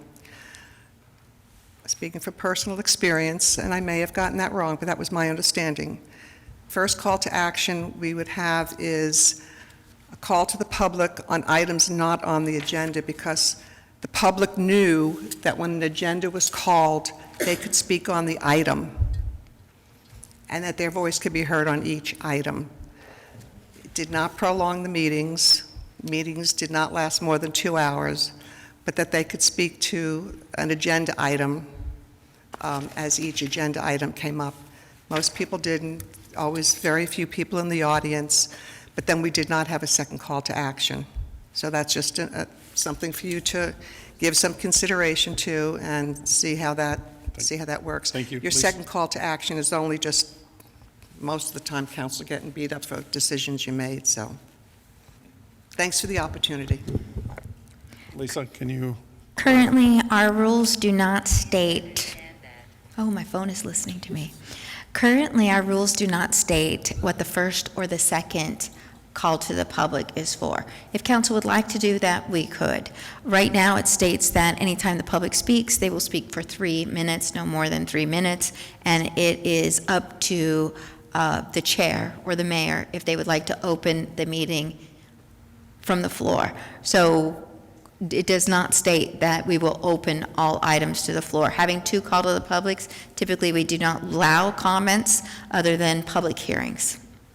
Correct. So I think, so when we're talking streamlining, I think that would throw it completely. So now we're opening up for each item that could be open for public comment, which I'm all about. That's not the issue. Mm-hmm. But them making their comment during the first call to the public on any of the items, on consent agenda items, whatever that is, that they can still do it. So I think that the way that it is currently stated is what I would have preferred. Councilmember Messina. So back to consent items. I disagree with public, and if you go out and look at towns, they all say no public. We're not there yet. Okay, it was mentioned, so. Sure, no, I understand, we're not there, okay. We're not there yet. So Okay. we are leaving on both call to the publics exactly like they are currently, is what I'm hearing. That's what I'm hearing, it's what I'm understanding, yes. Okay, I just want to make sure as we go. I did want to note on page 1, I did underline, council shall not discuss, act on any matter during an open call to the public unless the item is noticed and placed on for legal action. I'll say that every now and again throughout this process and highlight a few key points. The other thing I wanted to say, under call to the council and current events only, it says the public body does not propose, discuss, deliberate, or take actions on any matter unless it's specifically on the agenda. Sometimes 2 or more people will talk about the same comment at call to the public, and so that's called a discussion. So we have to be very, very careful on that. And then the last thing I want to say is, because not this past Lisa, I'm sorry, election Before season. you move on. Yes. So we're on call to the council. Call to the, well, we're just on this portion, which is call to the public, call to the council. And now I'm moving down to page 2, 25, and where it's highlighted in yellow, page 2 of 25, highlight in yellow where it says, in accordance with the state law, the members of a public body may not support, oppose a candidate, a nomination, elections to public office, a recall, or any other supporting or opposing ballot measures. The only reason why I say that is because we don't get these often to be able to come in here and have conversations, and that's like the APS ballot measure that they put on to increase rates, and Florence didn't put a resolution to support, but several communities did put a resolution to support, and they got a nice letter from the Attorney General's office, but we didn't get one. So I always want to make sure that we know when people from county, state, or otherwise are asking for the support of our dais, that we don't talk to it. I was back on page 1, Lisa, at the very bottom, and we were talking about does not propose, discuss, deliberate, or take legal action. Yeah. Many times when it's called a council, we may talk, several of us, about the same item. Are you Yeah. saying that's a discussion and we shouldn't do it? Only when you're talking together. Oh, we're So just, when I'm one just person talking, picks okay, it up, thank you. talks to another, not when everybody says, oh, I went to this event. Then we move on to the council packet, Florence Codes of Ordinances, so I just wanted you to know that this is how we put our packet together. There's a section in the code that we're going to go forward on section 2.6. Under meetings may be held Zoom as long as a majority of council can see and be heard by the public. From time to time, a member may need to call in, but they will need to be able to hear the discussed item, and then underlined means that it's something new. So access materials. It's saying that if you're going to participate via Zoom, that you have to be able to access your materials for your agenda meeting so that you're encouraged. So is that okay to keep proceeding? Yes, it looks like everybody's shaking their head. Under A1, Question? if a member of council is, Sorry, Councilmember Maldonado. sorry, I'm a little slow. yes, Should have had a V8 today. So when it says access materials, does it matter if it's electronic, on paper? It doesn't matter? no, it just, you have to be able to see and access. So if we have a developer here and we're doing a rezoning and they're putting up a map and they're showing a book, you need to be a map that's going to be specific to your vote. You need to be able to see that and be able to say, if you ever have to testify, yes, I could see that. Yes, I engaged in that conversation. Yes, I could hear. Yes, I could see. And yes, I could access those materials. All right, thank you. So preferably on a computer and not the phone, Yes. is what you're saying. So, okay. And the camera's on while they're participating, Yes. for sure. And we will, and underneath our rules right now, if you step away from your phone, turn off your camera, you're not there. You've taken a break. Okay. And no, so who monitors that? We do on the attorney and I do while Okay. we're there. All right, so you notice in case we don't see that somebody stepped away. Yes, and Or if a whatever. quorum, if there's some reason not a quorum, we will stop the meeting immediately. Okay, very good. Thank you. Under 2.7, we're just saying that each meeting, we put a written report. In the first meeting, on the second meeting, it is an oral report. No action is expected to result in the manager putting a report forward. And I want to go back and just acknowledge the council that when you are asking for items to appear on, call to your council is the appropriate time to say, I'd like to have this item come before council. And if somebody says, I agree that item should come before council, then that's your two right there. It's on the floor. I can work with the mayor and the manager to determine when that meeting will be held, that item will come forward. Okay, we're moving on to 3. Well, hang on a minute before you move on. Yes, sir. I addressed after the last town council meeting on town reports from the town manager, that we receive those in a PDF as an email to the council, so we can just quickly read them without having to slide down, and then that they be posted on the website as town manager's reports. But I'd at least like to get them sent to me in a PDF so I can read them and have them available. Is that a procedure, or is that just as a procedure within the manager's office? We can send you all department, are you asking for all department reports or just the manager? We can, at the clerk's office, can go ahead if the council wants us to send those out to them and send them out. We did want to have a comment because we have changed the agenda to write on the agenda to make sure you're using your bookmarks, because there's a bookmark that should appear on all sides. And if it doesn't appear on your computer, please contact, please contact IT. Bring your computers down, so I don't know where Chris is. Please bring your computers down so that they can do that, because it's so lovely to have the bookmarks opened and you can navigate through those bookmarks versus scrolling. When you said you were scrolling through 400 pages and talked to a public that was scrolling through 400 pages, I'm like, we have to do more of a campaign to teach people how to use the packets, because there's bookmarks every time. Well, there was a bookmark that I hit for reports, but it just took me to the agenda. It didn't take me Took you to down. the agenda? It didn't take me to page 477.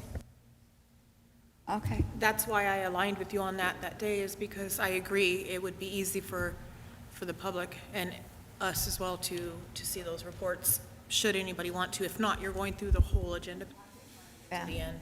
And we're talking to IT right now. It's IT's future project that they're updating the websites. So we're talking about a report button that has the current archived reports on their pages. That would not be something that the clerk's office does. We'll probably just send them over to them. They will upload them. We don't upload onto our website.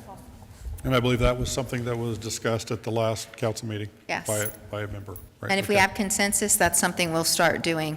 Because remember, as the clerk's office, as the manager's office, we take our direction by the consensus of the council. Okay. So on page 4 of 25, Zoom, it was a suggestion that, so anything you see with a strike-through, that means that a member, one of the members felt that it would be nice to talk about whether or not we're going to have town council regular meetings, special meetings, work sessions, broadcast via Zoom. I was asked to state that we currently broadcast on Channel 11, YouTube, and that is the way. So a lot of times there may be 100 people watching you. We don't know, because when they're on YouTube or when they're on Channel 11, we do not know how many people are watching. They cannot actively participate. They cannot communicate with the council, but they can watch and they can write letters, exactly like you all stated before. And so, and then the other council may Zoom executive session should it be taken assured. So that's just saying we're going to take extra caution to not let the public into a Zoomed executive session and make sure we have those in place. We were also asked to do a report. We provided that report. Part of that report is how do you bring back civility back to local government. It's being studied far and wide. There are some things that they say that lead to incivility in local government, state government, county government, federal government, international government, and a lot of it is how much we're communicating via the internet, via social media, via chat groups versus having face-to-face communication. And so the member of the council that I did talk about having this strike-through on was very interested in bringing back civility, having face-to-face, more face-to-face discussions, and bringing back civility to council meetings and to the Town of Florence social media pages, and to all of those kind of things. So that's where this discussion is housed of should we have Zoom, should we not have Zoom. So if you'd like to discuss it amongst yourselves. I would. I'd open it up for any comments. Vice Mayor? It was pretty interesting, the research done that apparently after COVID, I'm assuming, most municipalities went back to face-to-face and eliminated their Zoom. I would say this, I would be very much in favor of not allowing folks to Zoom in to ask a question at call to public. I would like to see that be a written question submitted ahead of time via email, but that we would certainly allow them to Zoom and watch the council meeting if they so choose. I know we already have Channel 11 and YouTube. If people are already comfortable with Zoom, I have no problem. But I do think it's important because when I've listened to many of the speakers at the podium, and again, I'm a big proponent of letting people speak, 3 minutes is a long time, and they say their question, and then they repeat it and repeat it and repeat it. So maybe we would streamline our meetings if you had to write, and you would be free to write as much as you want, right? So if you want to write an essay, you can write it in, but that's what I would suggest. So to clarify, presently, you can watch via Zoom as well and not necessarily be able to speak. Yeah. Correct. So presently, what we do is, when we first started using Zoom, it was difficult. We were learning the process, and we had members of our teams that didn't know whether to mute their mic, not to mute their mic. So we had a few hiccups throughout with some language that occurred on a couple of our meetings. Since that time, we mute everyone and we have everybody be a viewer. And then you'll see our IT staff actually works, and we have one upstairs in the booth, we have one down here, and they unmute those people so that they can give them access to speak only during their limited call to the public. And then we have a timer that goes off every 3 minutes, and at 3 minutes mark, the microphone shuts off. And that's because in other communities, there's been trouble where the presiding officer has tried to stop a conversation, and that conversation doesn't stop, and then you see what pursues. So everything we do, try to make sure we're open to the public, they understand our rules, and they understand what we're doing. My comment, sorry. Nope, go ahead. No, I was going to recognize you. I can agree with Zoom. You can watch, but, you can't speak through Zoom. We have 2 council meetings a month. The agendas are out there. If you have a hot topic that you'd like to come to or speak about something going on in the community, then you could make time to show up to speak about it. Otherwise, as was said by Council Member Mo here, that we have emails, and people are reaching out to us daily on topics that they're seeing. They're not able to come, or they don't want to get on Zoom, and they just want to reach out to us and tell us their opinion. So while some of the folks on Zoom are very well prepared with their talking points, I do agree that the talking should be done here at the chamber, and Zoom and YouTube and all of them are just to watch. So. Thank you. Councilmember Bedford? So if one of us are absent, are we able to call in and speak? I just want to... We are keeping, at the beginning of the meeting on page, I think it was 1 or 2, we talked about council being authorized to be able to attend and to participate for Zoom. We would also use Zoom if we had a consultant that was back east and couldn't come in so that they could present to council. It would just not be an open part of the meeting where the public would participate via Zoom. They would only watch via Zoom. Okay. Councilmember Maldonado. So I also agree that, yes, it's nice to have the Zoom, and it had its purpose and stuff, but we do have other means of, physically come in if you have to, or email. If you were to have some sort of disability, I can understand making the rules of the exception to rules, in that instance, but like I said, we need to get back to basics, Robert's rules, or in this case, look, getting in front of somebody, speaking to your point, making it valid, and this is what we're about. This is what government is this is how they do it in Congress. This is how they do it, at the higher levels. But like I said, Zoom was great during COVID. We learned a lot, and hopefully we don't have to go down that road ever again, but like I said, it served its purpose, and I think now we just need to get back to basics. Councilmember Neal? Actually, Mo kind of said what I was going to say, but we have a lot of public disabilities that can't come here. You're a wife at home with 4 kids while your husband's at work, and you want to say something, you're not bringing them 4 kids to the meeting. The Zoom is a part of life. It's going to be here. It's from now on. I don't think we're getting away from Zoom at all. I'm just saying, to me, either way, I don't really matter. I'm just saying for the public, people that wheelchair bound or anything else, they are still citizens of this town. And we telling them, you've got to be at the meeting when we can have the meeting on Zoom and they can participate. That's kind of, I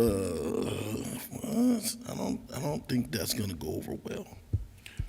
So clarification real quick. So it's been said a number of times, and I've heard it a number of times, ADA, that Zoom is required for ADA.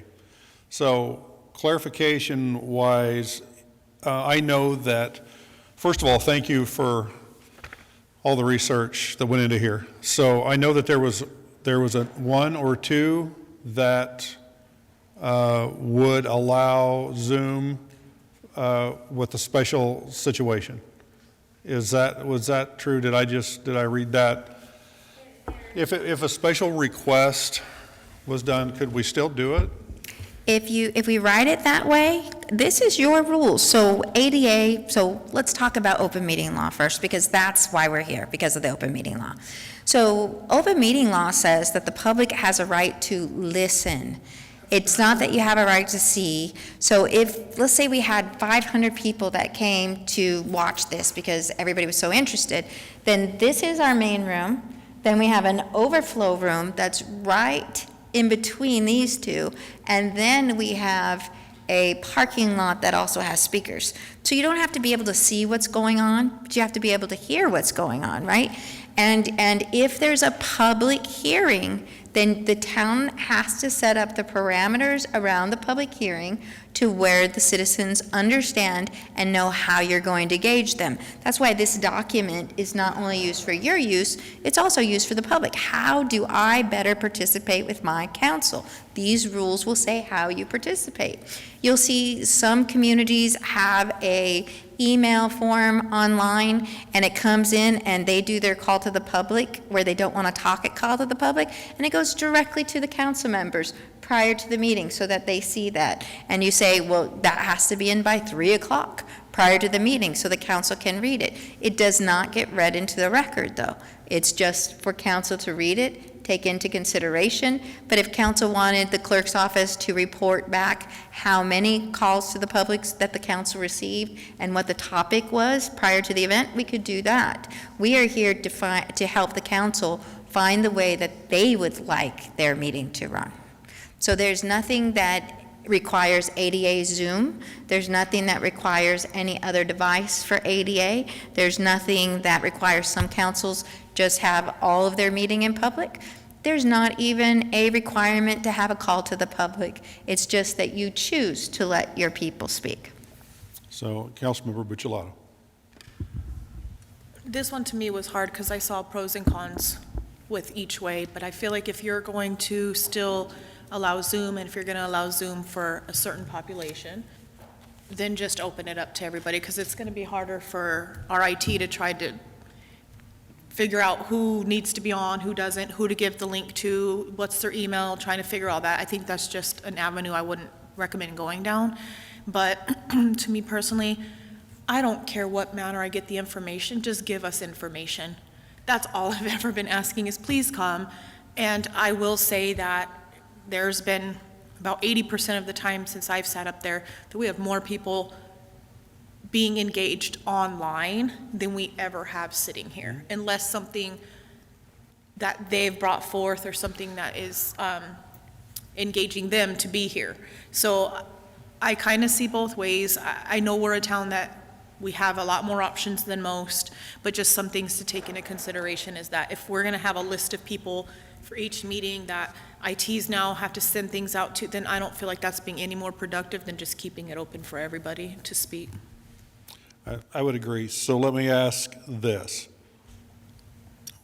Logistically, what if we meet in the middle somewhere where, because I believe the most input that we get and the desired input that we get is at the first call to the public. That's when people call in about the items that are coming up for us to be voting on, which weigh the most to me. Logistically, could we do a Zoom only at the first call of the public and no Zoom interaction at the second call to the public? Just before we leave this, I sympathize or I empathize with people who, children are ADA, but I don't understand the issue with emailing, right? Because they still have an opportunity to speak to the council. It's just via email, it's not in person. And I just want to get back to this matter of civility. We are very fortunate. From where I sit and out there and on the dais, we have a wonderful community, and I have not seen horrible cranks or what could happen. And I think part of this is to try to anticipate. And when what's going on in the world today, we don't know who's on the other end of the Zoom call. We don't know if they're from Florence even. So to me, I'd rather err on the side of caution and not allow that possibility of outsiders trying to influence a vote that might be on the floor. Okay, with that, we need a general consensus. So I hear that disallowing interaction, Zoom interaction, around the table, and I fall into that. It doesn't matter to me as well. So that is the first question to everyone with your head shakes, or are you good with disallowing interaction with Zoom? Based on talking, there were 5 people who spoke in favor of not using Zoom, 2 people who spoke in favor of keeping Zoom. Did I get that correct? Yes, you did. Yes. Okay. Sounds like the consensus. But with the direction that you want me to write a parameters and open some type of online form that comes directly to council for interactions of call to the public? Anytime we can get additional information that we need, yes. Okay. I think the interesting thing, Lisa, is how you're going to determine when they're just emailing us and when they mean it to be called to the public. So it has to be clear, because their call to the public will be read into the record, I'm assuming, right? Well, right now, it says that anything we receive in writing is not read into the record. So that would be a change also, but we can make that change. Because if we're This not allowing them council's to rules. Zoom and speak, I think the offset to that we'd allow them to email. I would agree with that. If they're a resident of this town, they could be read into the record. Can we determine that Well, they'll give us an address, right, on the form? on the form? Don't they have to state what their address? Because I thought, when you come to the call of the public now, I thought we weren't allowed to ask where you live. We stopped asking people from old school, and they've been involved in meetings, they'll come up and they'll just blurt out their address before we can say, wait, don't tell us your address. We don't mind if they say, I live in this subdivision, but in this day and age where people who disagree sometimes show up at each other's house and have a debate in their homes, we don't encourage that. I'm all right with that then, but in Utah, you had to state your address.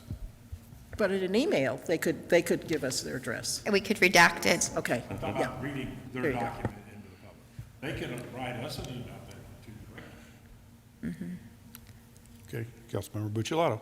My only issue with this is, I guess, the logistics. Are they going to be asked to email council email, or are they going to have a call to the public email that they're going, because I just want to make sure whatever they're sending, I have enough time to read what they're saying. So on the council page, what I was planning on doing was to go in and put a form. I'd like to address the council at this call to the public.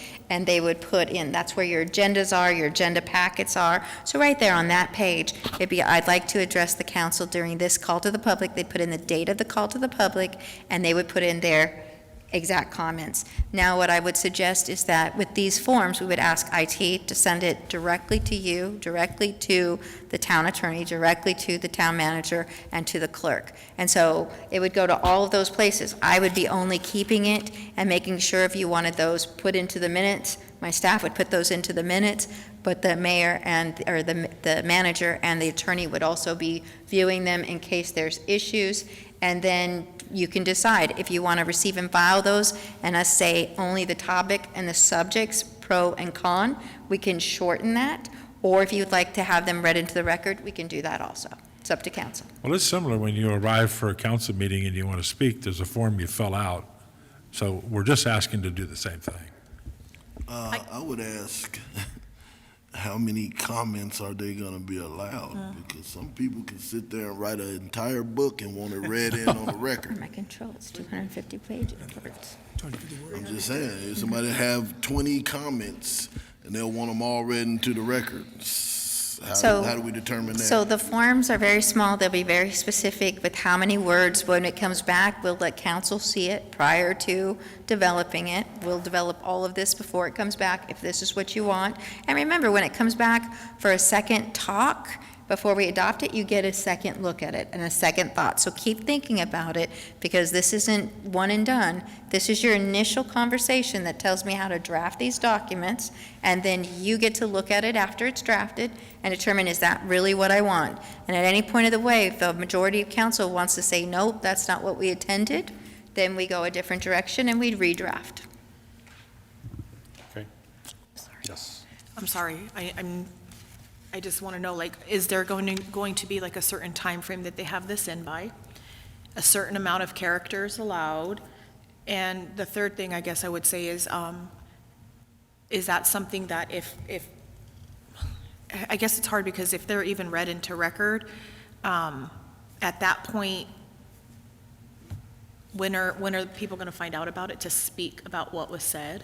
I guess, are they going to have to wait for the next meeting to say something? Is it going to be before the call to public? Like, I guess I just have a lot of questions for the second reading, and I wanted to put that out there for that. Is there a common practice? I mean, I know that some, in your research, you found there's people that do it.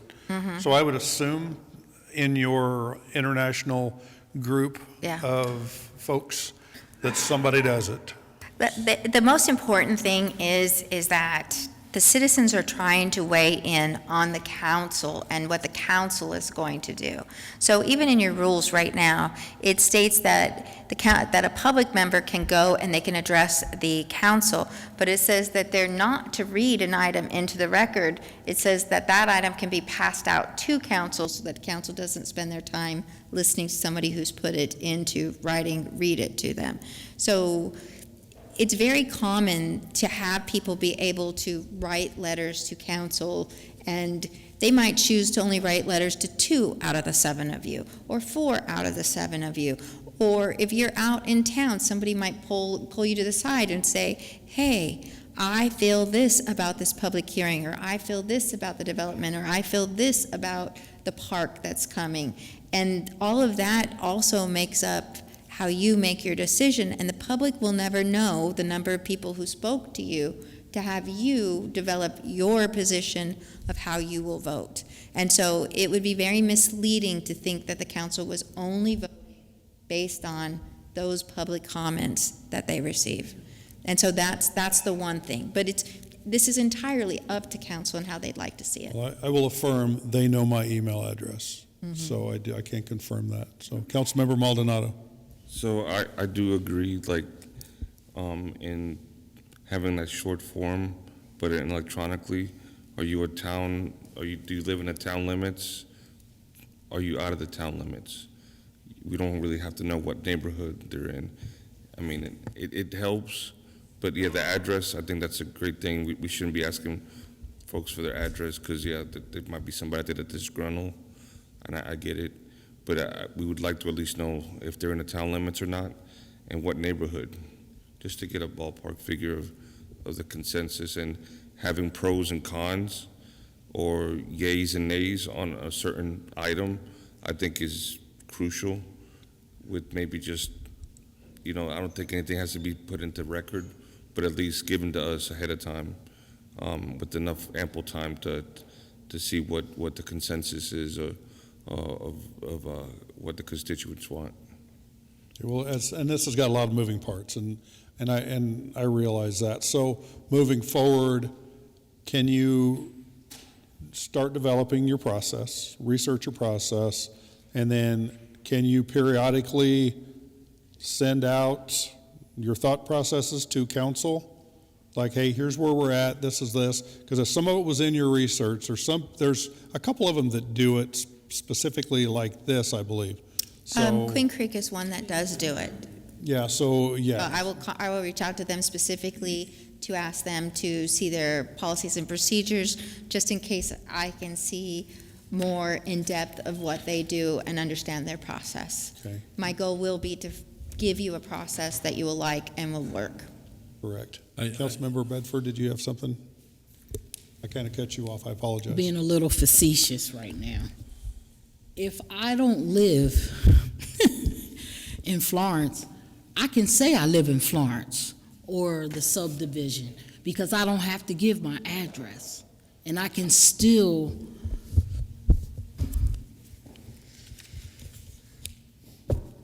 I think we need to really work on this before we go into saying, no, do this or cut it out. I think we should do more research because, again, I can lie and say anything.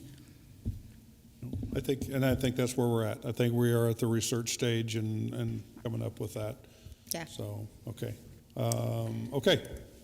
So we've now turned over to page 5 of 25. So I'm going to keep telling you where we are. So it says meetings and council attendance. So procedures for excused absences is you contact the manager, the mayor, or the clerk no later than 5:30, and we're going to add mayor in there because some people can get a hold of the mayor instead of us, and I don't want you to think that it's not an excused absence. Regular meetings, right now, regular meetings are scheduled to be on the first and third Monday. Any meeting that is not during that time is considered a special meeting. We hold one meeting a month during December, and there was discussion about going dark in July. Either the council will go dark, and it should be underlined. I don't know why it's not underlined because it is not part of your current rules, but it's not highlighted and underlined. I apologize. So right there where you see your first Monday in December, that whole next thought is supposed to be underlined and in red. It says the council will go dark at least one meeting in July, first meeting in August. In parentheses, it says, or the month of July or the month of August, and a special meeting may need called to handle budget items or emergency items.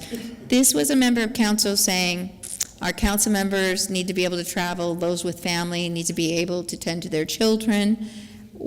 And we tried once going dark in July, but we weren't able to do it. I've talked to Carl, who's in the audience, and he says that we've pushed our budget up significantly, that we could try it, but if the budget comes first. And so we just need to know, July tends to be rollover budget session, but if you wanted to go dark in August, you could, or if you want just one meeting in the end of July, the end of August, or if this council doesn't want to go dark except for in December, that's fine, we'll remove it.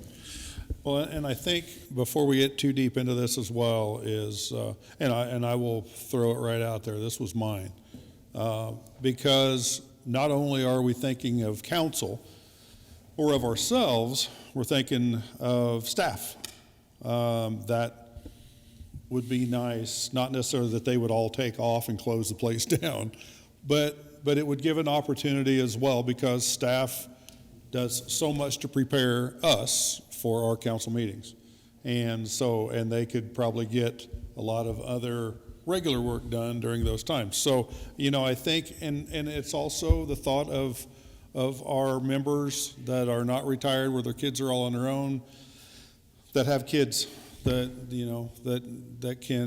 a little bit of time off. So I'm good with any one of these. I thought the most attractive for me could have been because we know we've got our budget going dark.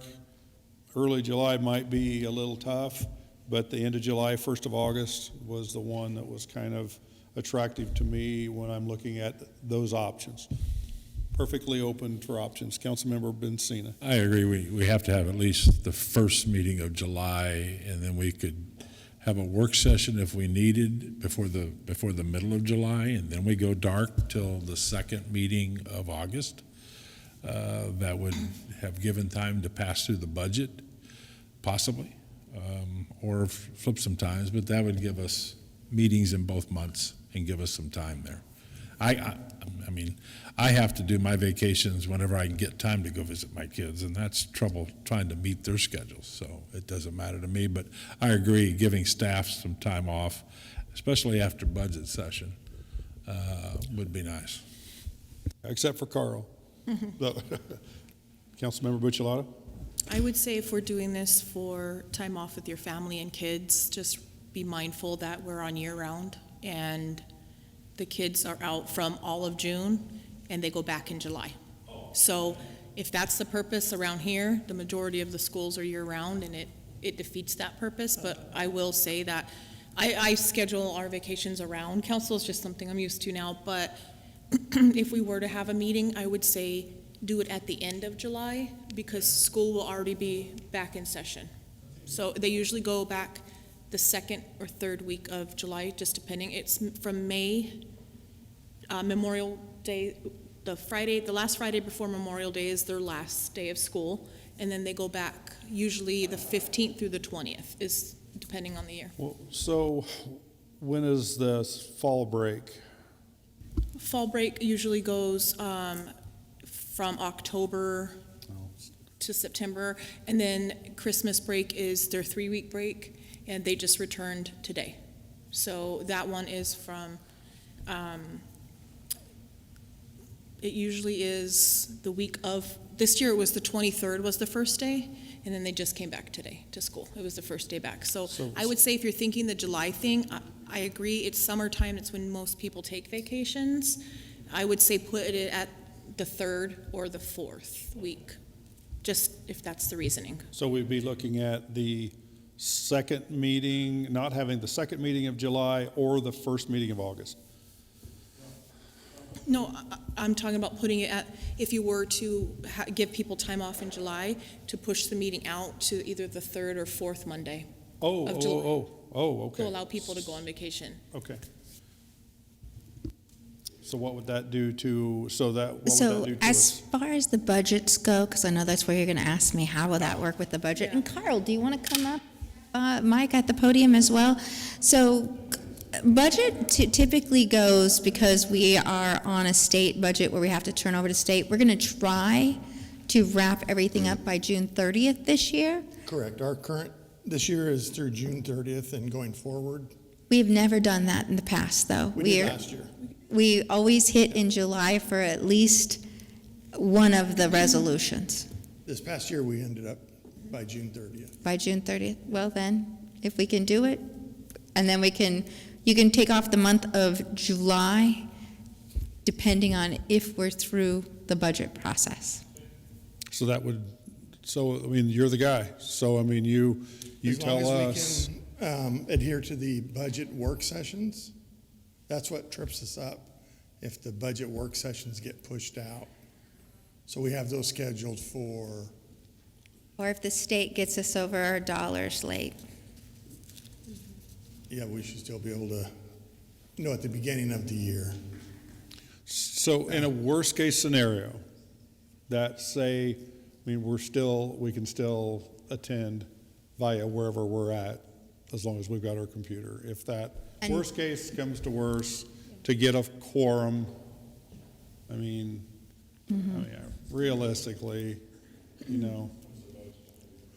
And we usually It's up adopt to the budget committee to do their tentative job. budget in June, and that's the one that requires the more people Right. voting for it. And then, once we adopt the tentative budget, you're not allowed to add more money to it. So that requires a simple quorum. So if we go to anything in July, we would just ask that we have a simple quorum for those meetings. Anyone else? Councilmember Neal, you got kids. What's your thought? I signed up for it. They say it's a meeting, it's a meeting. I'm good. Okay, so on this, is this something that we leave like it is, or is it something that we're interested in possibly changing? I mean, I could do either. I'm like you, I'm already looking between council meetings, so. Okay, Councilmember Maldonado. So with the Mondays, Mondays is okay. We got football. No, I'm just kidding. I don't watch football. Well, we're going to go back to that, because one of the joking. council members wasn't in the chambers when we talked about the day of the week. Yeah, so I think it's a good idea to have a little break in there. And if we can get our budget stuff done in June, like we said, I'm all for it. And in July, just a quorum, we all have our laptops with the bookmarks and stuff, so we're good. Okay. And then, like I said, you said the next one's going to be the date, you said? We're the day of the week, so we'll go to that. So let's get it. That's the next one. A thought process here first. Are we looking at going dark the month of July? I'm going to write it in that we're going to go dark the month of July unless it's required for budget purposes. Perfect, okay. And do I see head shaking? And congratulations to Carl for getting it done in June and for me not recognize it. I apologize, Carl. No pressure, Carl. All right, so Lisa, can we back up Let's to back the up. day of the week? Yes, sir.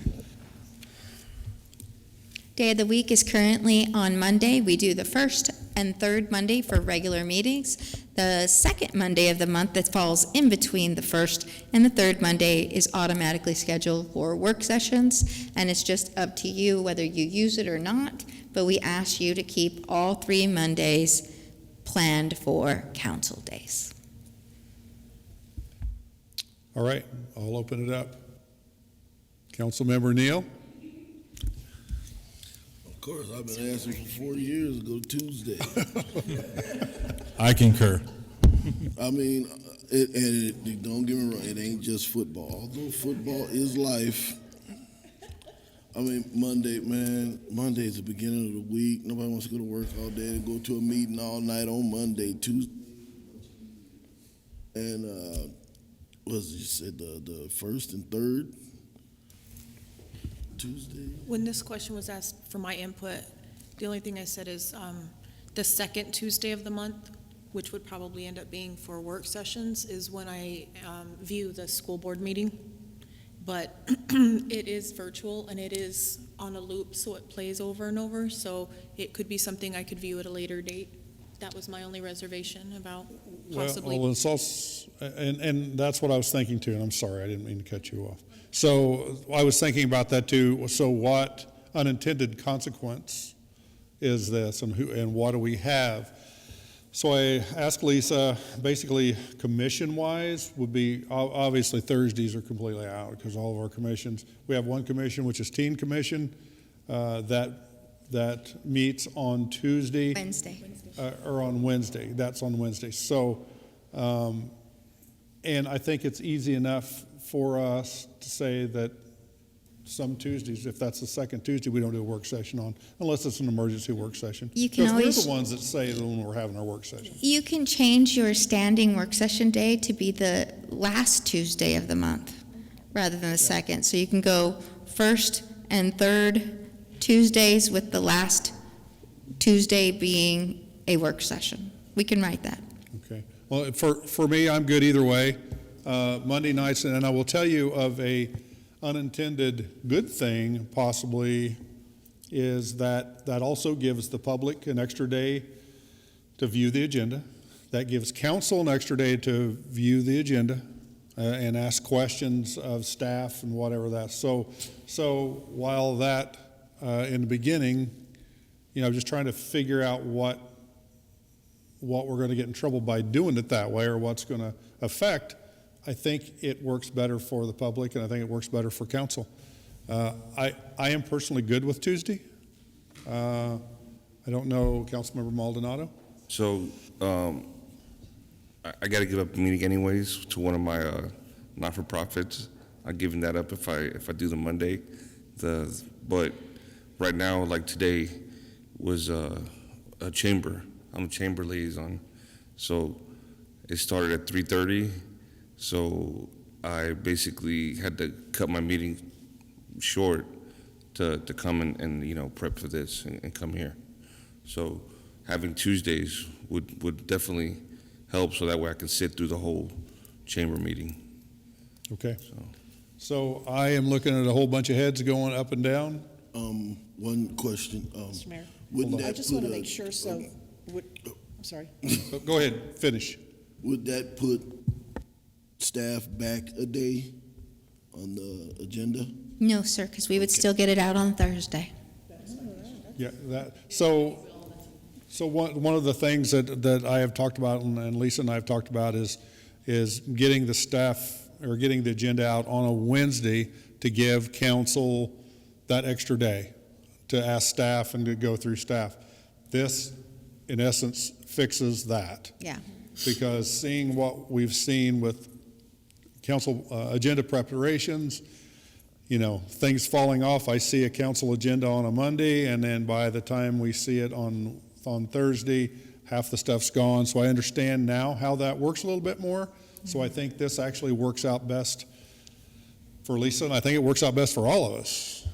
Councilmember Bencina. I think too, when Snake mentioned it to me, and with her school thing, we talked about moving it instead of the second Tuesday to the first Tuesday and the third Tuesday, and then fourth Tuesday for work session. Is that what I've heard? It would be the first and third Tuesday for regular meetings, with the last Tuesday of the month be for work sessions. So we'd move it to the last Tuesday.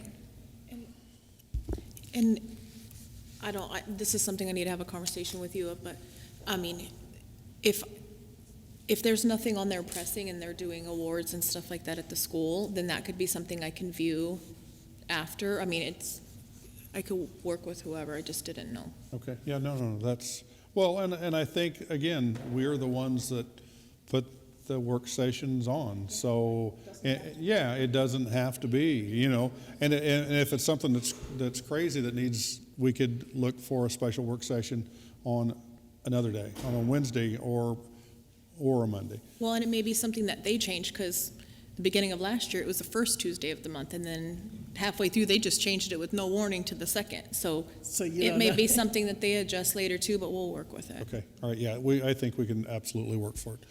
Just one Councilmember more Neal. quick question.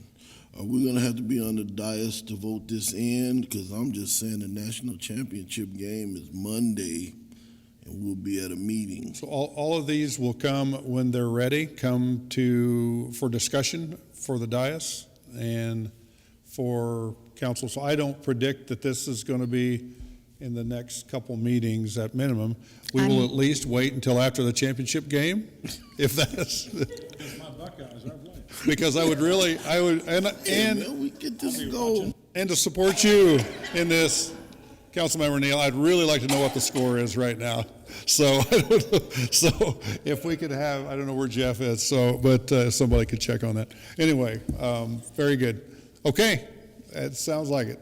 Item 4.4, we had a suggestion from one member to hold a work session before each regular meeting.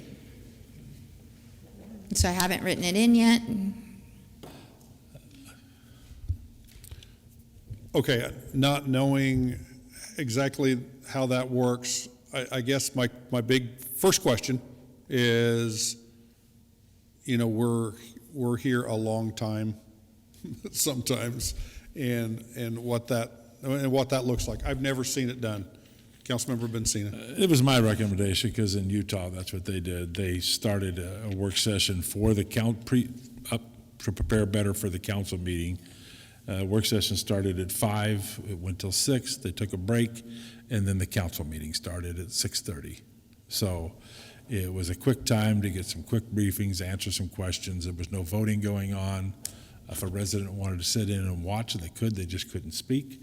And it was also being zoomed out so that you could just hear what was going on. Just a thought, they were doing it in Utah. I talked to the mayor there and I talked to some of the council members and they thought it was very valuable for them.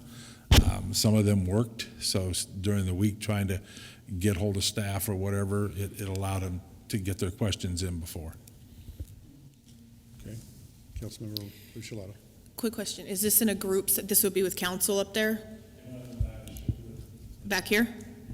The only reservation I have about that is, I don't think we can. Open meeting law. yeah, thank you, open meeting, and I don't think we can discuss things with everybody in a quorum before we vote, because that could influence, and I'm not for any of that. Like, if it was a work session for people, for council to come in separately and to talk with staff, at a moment maybe they didn't already get them between Thursday, Friday, and now Monday, then I would say okay, but I think any time that we meet and talk about something before we vote on it, I'm not for that. Well, Just But that's remember, just me, that's just my there's- opinion, and it's something I'm not used to, so. Like I said, it was I done just in Utah and I don't want know how they anything to do be it for open meeting. There misconstrued. was no vote casting going on, none of that stuff. just so I can say it one more time for the record, open meeting law requires that any time that the council is together, the meetings are held in public, and the public has the right to listen to what the council is talking about in here. Yeah. Yeah.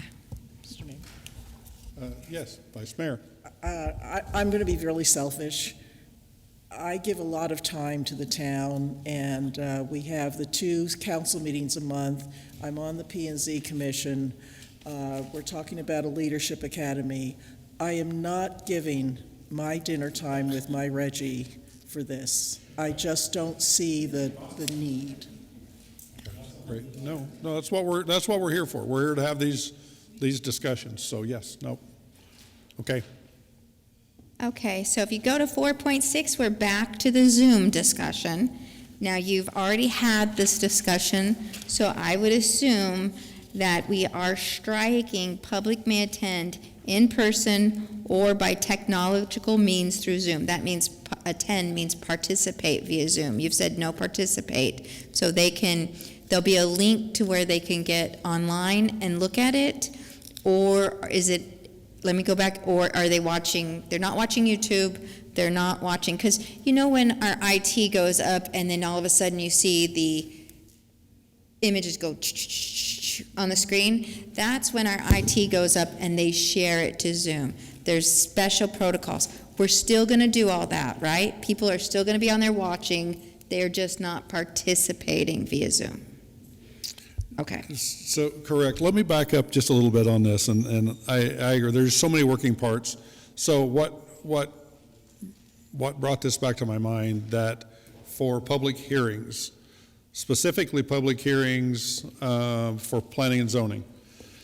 So when we talk about people, whatever you wanted to call it, coming in and, been zooming in, not even in our town with an opinion, I can see where on a planning and zoning that if I own property that's under scrutiny or in a packet of a case, would that be something that would be a special request?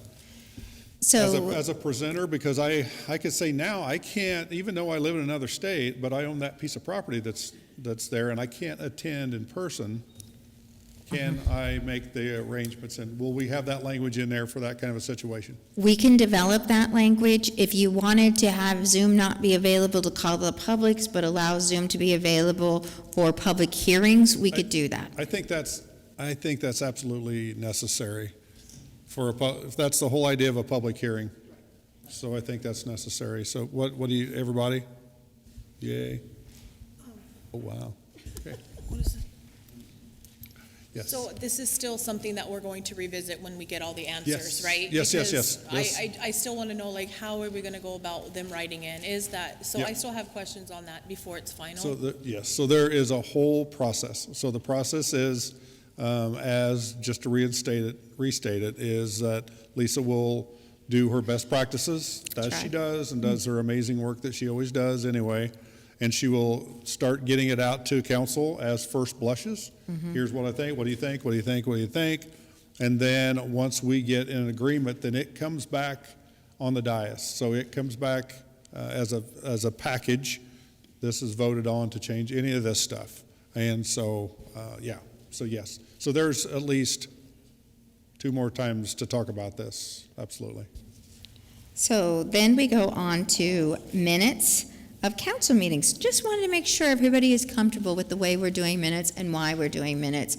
What we do is the state law, Arizona open meeting law, requires for us within a specific period of time to put out action minutes. There's no detail to those minutes. It just says to those who are interested what items passed, what didn't pass. That's what it is. And then town staff does a summary. They're called summary minutes, not verbatim minutes, summary minutes that comes back to council. Now, underneath a public hearing or a quasi-judicial body, you will have more in-depth minutes because those go into more of a judicial setting. So that is where you'll get more of your verbatim minutes. So it's summary minutes with public hearings being, we're getting everything that people are saying. And if you say something like on the record, let the record reflect on the record. We will also treat that as let's pick that up for the minutes. Some things that are difficult for the minutes would be so moved means that if you say so moved, then what that means is on the very first part of your agenda, it says staff wants this action. If someone says so moved, then your team is thinking they so moved the action as it's suggested in the request for council action. Does that make sense? And so that's the way they will write it up. If we write a motion in such a way to where it's got lots of details to it, staff will do their best, but we may not get it because a motion's usually one breath, one experience, one statement, and then the motion ends. And so we just got to make sure that we're doing our best to put forward thoughtful motions that have action with them, that everybody can make sense with what we're doing and saying. So just want to make sure. We're good there? Okay. I'm going to try to go faster. Councilmember Maldonado. Yes. So, AI, would that help you at all? No. It would not help you? No, we kind of use AI right now. What we have is we have a program that goes in. See how that happens right there? That is what we call AI, basically. It's writing it up, and my program goes and it takes everything, and it'll be like 480 pages, 200 pages of every comment, every sometimes it'll get sidebar conversations, it'll get the works. So we already start out with that, and then we go back and listen, and then we take the meaning from it. We try very hard to take the meaning. Minutes are a reflection to your future and to your citizens as to what we're doing. So a lot of time it's the consensus of council, why they made the action, and what any factors were that they took into it when they make that. But not every statement is historical in nature. Thanks. You're welcome.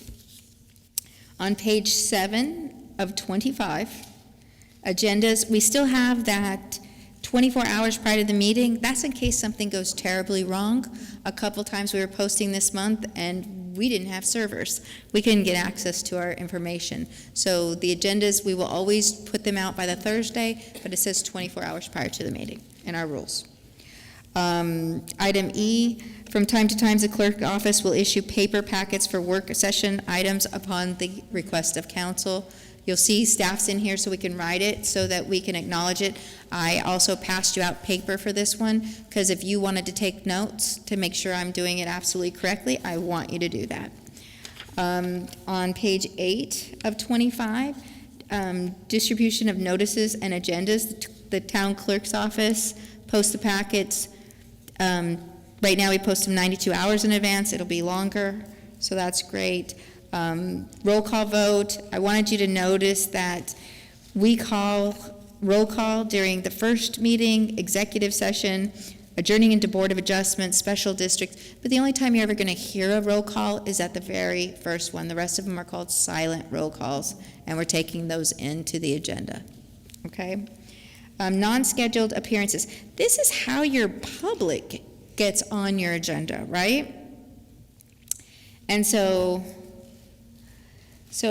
at the conclusion of call to the public, individual council members may respond to criticism. This is all the public comment. Then we can respond to criticism, right? Raise that they, or place the item on the future agenda. Number one, if somebody attends your public meetings and you want those items placed on the agenda, you can do it right from the floor at call to the public. Otherwise, however, members of the council may not discuss, we go through that again. This disclaimer intends for both calls, so that will remove both calls, but the written comment will appear only in the first call to the public agenda. That means that the statement that warns that there's only 3 minutes, we're not allowed to, that'll only be read the first time. Are we comfortable putting that back in, since we have 2 calls still? Or do you want it read at both? No, just the first. Just- I believe just the first, Okay. the rules. So, and then if you look over at the side options, we were asked to look into the Queen Creek method, and that is public comment. There are 2 options for residents. Email, submit a comment to publiccomment@queencreek.org. Every email received will be entered into the official record. Please include your name, address, comment, and note of what your call to the public and public hearing. The WebEx meeting online to join via WebEx from your computer is this link. Public can continue to watch the meetings by selecting video next to the town's stream account. So it just says they are putting their comments in writing, but they are streaming and watching it online. And so we are going to get their full set of rules, and we will create something for you that meets your needs. Okay. 9 of 25, C, public attending Zoom meeting may raise their hand to be recognized by the presiding officer, will be removed. Consent agenda. Let's talk about the consent agenda. Consent agenda states that right now in general fund we're allowed to put $100,000 items on the consent agenda. Anything that's over $100,000 that is paid out of general fund is required to go on new business. Council also said, previous council, that any item of $500,000 that's with HERF or your enterprise funds included in the CIP could also go to the consent agenda. So if you're buying a big filter for the plant and it's pre-planned, it's in your budget, it's part of your CIP, you know it's happening, it can go on consent. Is that still your limits? Do you want to raise those limits, lower those limits? Just a question on that. I agree with that, but I would like on the agenda so a resident does know, if it says on the agenda under the consent item, this isn't a pre-approved budgeted item for this year, then they know it's already had its discussion. I can rewrite the consent agenda portion where it says all items are heard on one to state that all items were part of the 2024-25 budget. That would be great, yep. Also, I think I'd asked if it is part of the CIP, I'd like the CIP number added in there. Yeah, so the RCA, Lisa's been redoing the RCA, and the RCA will have, and so you've got a copy of the RCA. We can take our time and we can look at this real quick, and so we're jumping around slightly, but what this is your request for town council action. Everybody has one on your desk. The comments that I received were the strategic plan reference should be removed. It's no longer valid. So we will, with everyone's consensus, we will remove those. And then underneath the fiscal impact, it's going to say the fund name, the contract amount, the contingency amount, the total requested amount, fiscal year budgeted item, fiscal year budgeted amount, the GL code. So I don't see CIP. Carl's gone. Okay, so I'll add CIP number and Oh, I see thought if it was the, on there. it's, Okay. CIP's not. I've seen it, but not on this one. yeah, It's not on this one, but I've seen it, we've done it. yeah. So, it has occurred. So, okay, Yeah. thank you. Yeah. We will add the CIP number. Is there any other changes while we were looking at this form that anybody wants? Okay, then we're done with that as well. And we're moving along. And so we are comfortable with 100,000 for the general fund. We're comfortable with 500,000 for any thing that would be considered HERF enterprise funds, part of the CIP that is budgeted. Okay. B, it says town council or a member of the public may request. We removed a member of the public and put in that the town manager may remove an item from consent. This was a suggestion of one of the members. Go ahead. I don't think that's a bad idea. I think that he would know what projects and what stages his projects are at, the town manager. So I don't necessarily think it's a bad thing to allow the town manager to have some say in what's on there or what's not. That a request from the town manager? No, it was a request from a member of council. It was a request from me to take off the public. Right, right. Okay, because as long as we're telling them ahead of time, these are budgeted items already, they've had their chance, they can address it in, Gotcha. call it Gotcha. public, but at public time, because I was denied personally to do that at that period of time. So to me, I think public, and I've looked at other towns, they don't allow public to But why talk would the during town consent. manager be, Oh, the town manager can pull it, sure. but why? Why are Something we- comes up, Well, I think we were just looking to add that possibly, I guess. Yeah, I mean, we all can pull. He's already approved the budget. We can pull it. Well, no, we're talking about the consent agenda. Right. So that he could pull something off, I don't know whether. It's because from time to time, we will slip the mayor a note that says, staff is pulling this item off, the manager's pulling this item off, and we were told that there's nothing in the rules that allows for that. Yes, But that has. Yeah. Okay, very good. Okay, then we're going to go over to 5.10, page 10 of 25, business items as action items. The comment is, write in that the mayor and town attorney will keep the meeting on track, and see section D. So on section D, it says proper decorum already will be handled by the town attorney. So do you want it written in A, or is that good? I don't think it's bad to write it a couple times, whatever. Okay, It's just repeating. a lot of that'll come in, especially if a developer's in here doing a preliminary plat, and we get sidetracked, and they can come back and say, yeah, you can speak on that, or the residents can speak on that, Yeah. but this is what we're voting on tonight, and I want to make sure they do that. so on item B, those speaking before the council, just to note, they're allowed 3 minutes to address the council.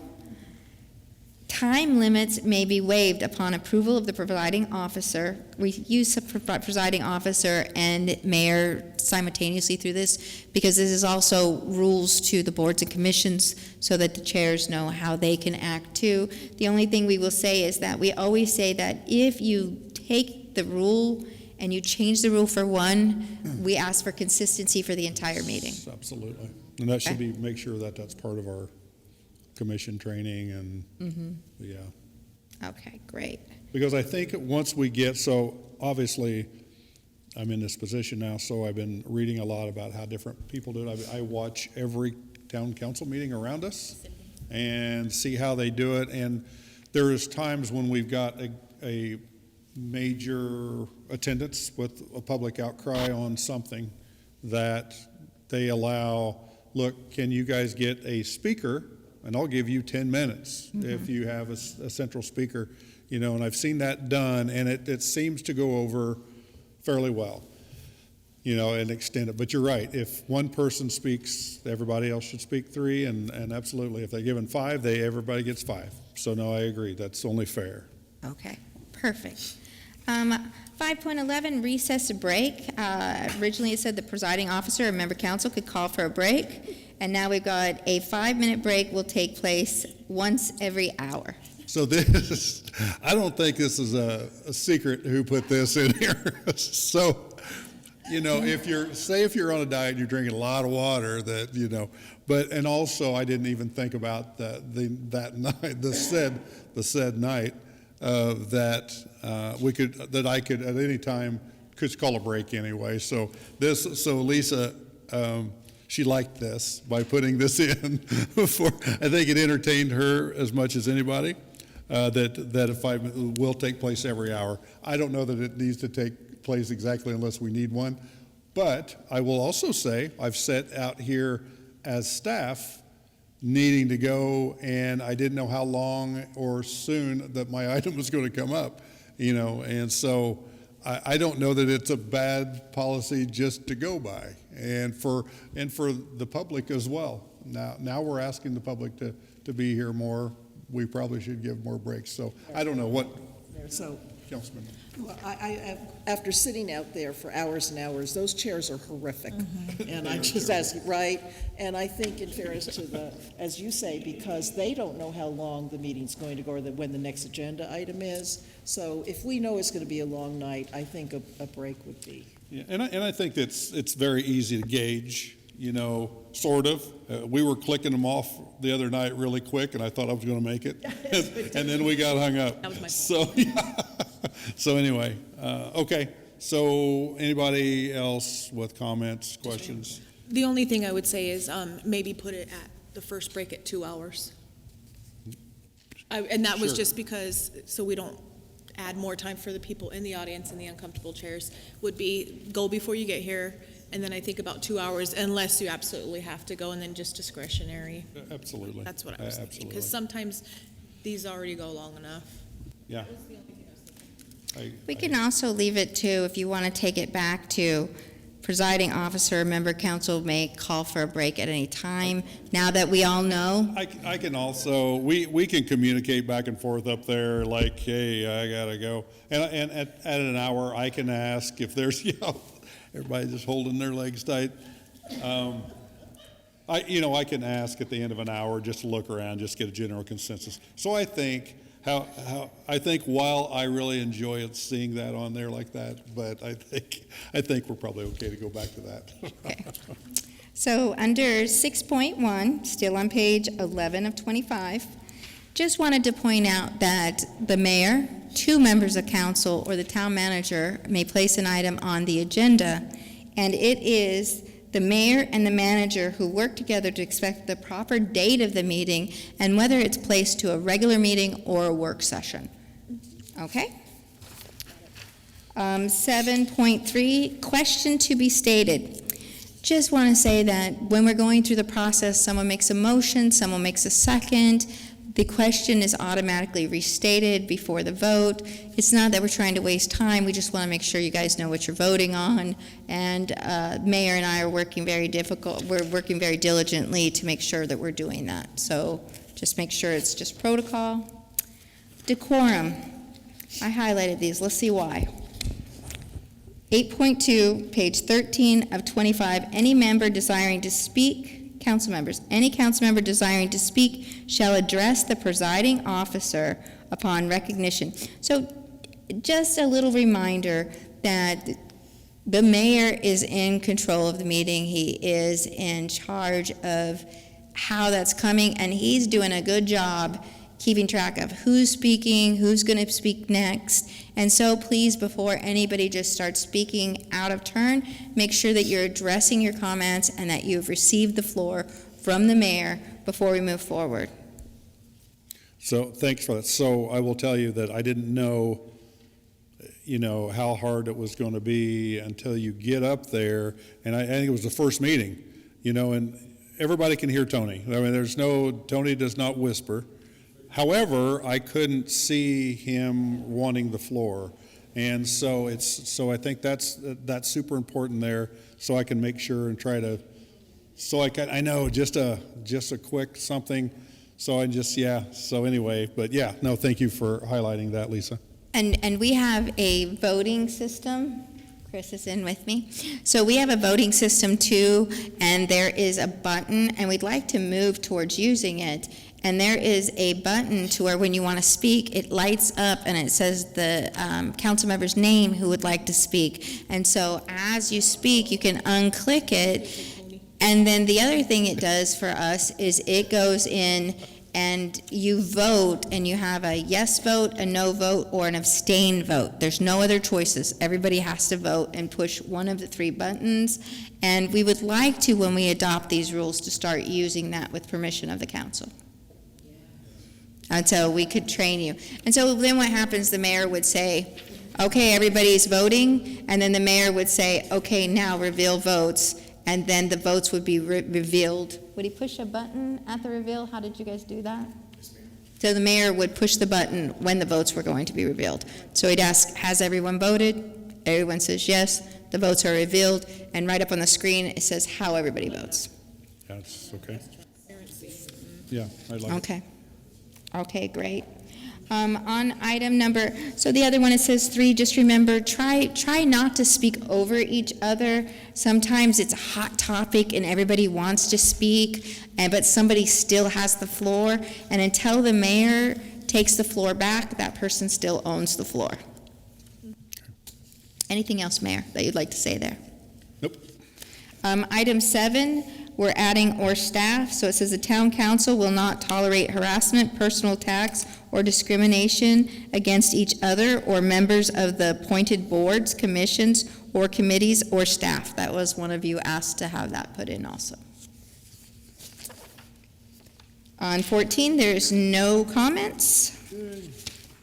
On 15 of 25, I just highlighted section 9.3, addressing the council after a motion is made. Public comment should not be allowed without a request from the council member or presiding officer. That was something that was put in. I didn't know, based on previous comments, if you still wanted that in. Because the public doesn't have the right to present unless you ask it. So it absolutely, no, it is, but it's up to, Presiding officer. I can ask for public comment on this. Okay, so you want it left in? But it's also saying council member. That's why I'm needing a little clarification After a there. motion's been made or after public. So once a motion's on the floor, It says, wait a public minute. comment shall not be allowed without a request for a council member or the presiding officer. So that's not about council, it's about the public. So once a public hearing has been closed, so you have a public hearing on a rezoning, the public you've closed the public hearing, now council's making comment and a member of the public wants to readdress council. The only way they get the right is if the mayor gives them the right to be able to speak. This says, or a request made of council or the mayor, without a request from a council member or the presiding officer. I disagree. I think it should only be the presiding officer. I agree. Okay, That's exactly what I was going to That's why I say. wanted We don't have that clarification. authority, that's why you're mayor. okay. Okay, so we're moving without a council member.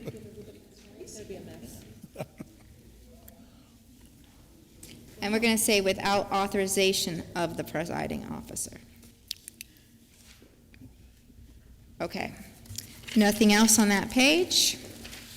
Nothing on page 16. So we're turning our attention to 17. Voting procedures, C, unless restricted for a reverse roll call. So roll call means that we're taking a roll call, and typically we take our roll call and we take it in seniority. So seniority is the mayor, the vice mayor, the longest serving members, and the newest members are then done first. So we'd start with Sherry, then we would go to Tony, then we would go to Nicole, we go Jose, then Nicole, then Snake, then Kathy, then the last would be mayor. Reverse vote call means that you can call for the mayor, the vice mayor, and the opposite seniority. So we're adding that in as a tool, and the mayor will decide when to use it. Reconsideration, just to highlight on reconsideration, any member of council who voted in the majority may move for a reconsideration action at the same or at the next available meeting. Robert's Rules of Order says that you have to do that at the same meeting. Our council rules are a little bit more lenient, allows you to come back to the very next meeting. Just making sure we're still good there.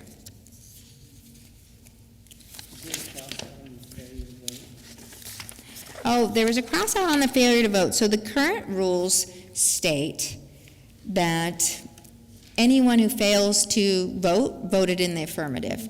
With the pushing the button, if you're on the dais, you will have to vote by pushing the button. It's different than a voice vote where you can sit silent. So this will take care of that, so we can remove it if we're using the buttons. I like that. Okay. Yes, sir. Then you don't get to vote, sir. Time it out, sir. You need to take a break. Dinner mode, I'm hungry. Item number 19, or page 19 of 25, council liaison assignments. Right now, it says the mayor assigns liaison assignments after they hold a work session. We've never held a work session.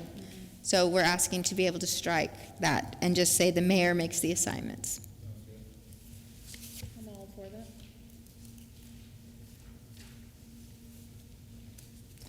that. Code of ethics, just states the town council may not interfere with the hiring, firing of staff. Oh, a member wanted us to put in the code of ethics that the town council may not interfere with the hiring or firing of staff under the town manager authority section via the code. It's already in the town code. If you'd like it in here too, we will happily put it in there, but it certainly sits in your town code right now. I would like to know, whoever put that out, like, what was your thinking, like, for this? It was actually my ad, and it was only thinking, because I read the town code, and then I read this, and I go, it's not, we have it there, but we don't have it here, so. I figured, I was just, didn't know if it was gonna go in a different direction. Okay, then we move over to 25, just to go over. De minimis value is at $50, and that is under gifts and favors. Members will not take any special advantage or services of opportunities. We still have de minimis value set at 50. Cliff, is it still 50 for us? It is still 50 for us. So if anybody wants any changes, please let me know. Compliance and enforcement, we just highlighted members of the town council, commission, boards, committees. Members themselves may have the primary responsibility to ensure that standards are met and that the public continue to have full confidence in the integrity of government. The chairs, commission, boards, committees, and the mayor have the additional responsibility to intervene. So if you have a complaint and it is about your fellow council members, you take that up with your mayor. And with that, we have our model statement of excellence that everybody will sign once we have our speaker comment card, and I'll make changes to the speaker comment card to make sure that it is consistent with the online speaker comment card. And then I have one more thing to go over with you. We've kind of already touched base on it. Let me go back. I told Mayor I would talk about one more thing. Right now, your packets are really thick based on previous council direction. So if we go out and we're bringing a contract for you, all bid documents are placed in that packet. So there has been some talk about if it should be filed with the clerk's office. Bid packets are available at the clerk's office where council can come in to see them, or whether you want just the contract without the bid documents going before you. You tell us what you want, we write it in, and we make sure we process your packet in that way. So this goes back, and I'll speak to this, so this goes back to 565 pages of agenda. And so when you go through and look at that, and I do the scroll, is that going through those contracts. So we have staff that's a number of check and balances in staff. Not only the staff member that's getting the bids, doing all of that, is working through finance. Our procurement, we now have a procurement officer that we didn't have before when I worked here. So we've got several lines of defense, if you will. And then finally, the town manager signs off on them. And so, this goes back to trusting staff, and it goes back to having staff to trust. And I think instead of us seeing all those, I think if it could be, if you want to see them, we could see them. I would assume if the public has a comment or would like to see them, they're available in the town clerk's office, correct? I mean, Correct. they certainly, so they would still be available. And so that was my reasoning there, to just narrow that down, because nobody reads it and goes through it. And I know we're going to have, at some point in a work session, when we start talking about bids, requests for qualification, RFQs, and how that works. I know we've had some questions about that from council members, so I think we'll kind of address, some of that then. Yeah. So what say everyone about doing it that way? Just having them available? I agree with it. Okay. I trust that our lawyer and our staff has complied with the laws on bids, and when they send it to us for approval, they're telling us we're clear to go, vote. And I'm still going to require them to submit the items, and so they'll submit their bid items, but the clerk's office will separate them, and if council members or the public request them, we will happily send them out. Yeah, you guys do what you do, what Okay. staff does at that point, so, okay. I'm good with that as long as we have the option to see it. Okay, awesome. And the public has an option to see it as well. Absolutely. Oh, Save the trees. Save the trees. Well, it'll be all electronic, yes. yeah. Next, I put out a section of the code because I just needed to go. Go Can I ahead. just Sorry. say something on that? This is talking more, I think, in terms of the bids and that documentation, but I have a question if the other council members would like to see all the drawings and support documents with planning and zoning items. Yeah, for me, I think that's important for us to help make our decisions on. The Yeah. maps? Yeah, if whatever that packet looks like with planning and zoning or coming through on a zoning case. Okay. Are you saying we're not giving you the maps? Is that No, what I'm you are, understanding? You are, Okay. and I'm asking if Okay. that's, to me, Yeah. I'm just going to be honest, I can't read that. Yeah. So I don't need it, and I don't know if the rest of the council needs it. Keith, you might be one of the only ones that can read. Well, no, because I just go and open it up on electronic maps, and I use a 49-inch monitor. So when I look at that, so I cheat there. But No, I don't want to take away anything. If anyone can use it, then we should have it. I don't have that. Yeah, I like it there. I do try to blow it up myself to read it if I'm interested, or, so, to see what's I'm going on. good. okay, all right. So we'll leave it like that. All right, then, I'm coming to the end, I promise. Action taken by ordinance, one reading or two. This is in your code, it's not in your rules of procedures, but it's part of your rules that you make when you sit as a council. There is no requirement to have two readings. Council, way back when, determined that they wanted to make sure the citizens had more awareness. So it was back when we had local newspaper that was out once a week, and they would say, well, at least on our first reading, there would be at least a newspaper in between the two readings. And so things have changed, and we're just wondering what does council still want, and especially with council saying that they want to look at consolidating the process for development, is if you still want the clerk's office to have two readings with each ordinance. So this is one that we started discussing a long time ago. So I've seen this, many times, obviously. So when we go to thinking about streamlining our development process, specifically, so these are also an unintended consequence that it drags it out. It's not taking away public comment, because public comment still has the public comment time throughout the whole process, whether it's when that process starts, it's a community meeting, that is requirement. Then it goes to planning and zoning, and preliminary plat. And then at this time, right now, we see a preliminary plats as well. So this could delay decisions by a month or more, depends, on that. So this is one of the things I kind of looked at. I did ask questions about this. I asked Lisa questions.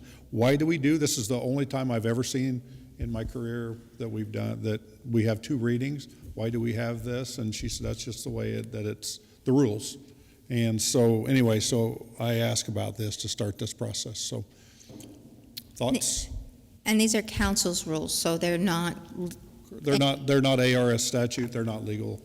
I mean, I agree with it. I agree with the change that you're wanting to do, because I can go read the reminder of the Independent, and once the agenda's up, they're writing articles about what's coming up on the agenda. So I could easily say you just do the one reading, that's it. No.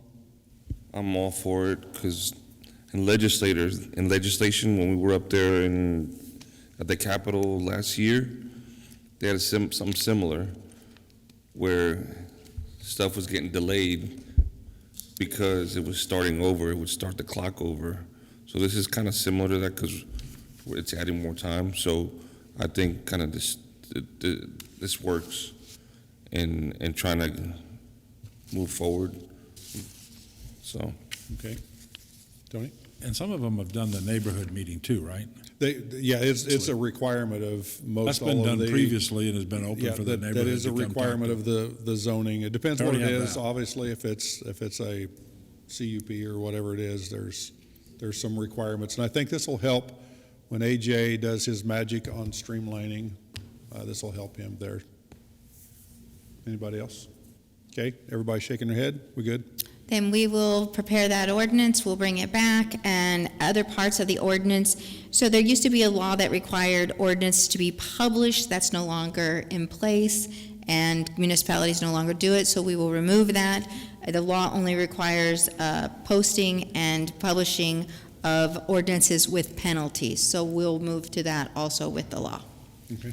Last thing that I wanted to point out was that not part of your council also has the initiative referendum, and I wanted to seek permission to streamline our fees in line with the state. Right now, we have $200 that helps if someone's filing an answer for or against. We're outside of the election cycle right now, so we can talk about it.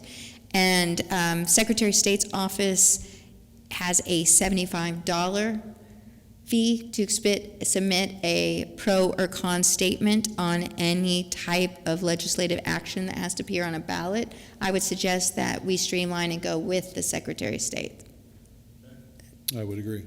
All right, thank you. I appreciate you putting up with me and allowing me to speak for so long. Thank you guys for No, my gosh, you're kidding. So moving on to item D.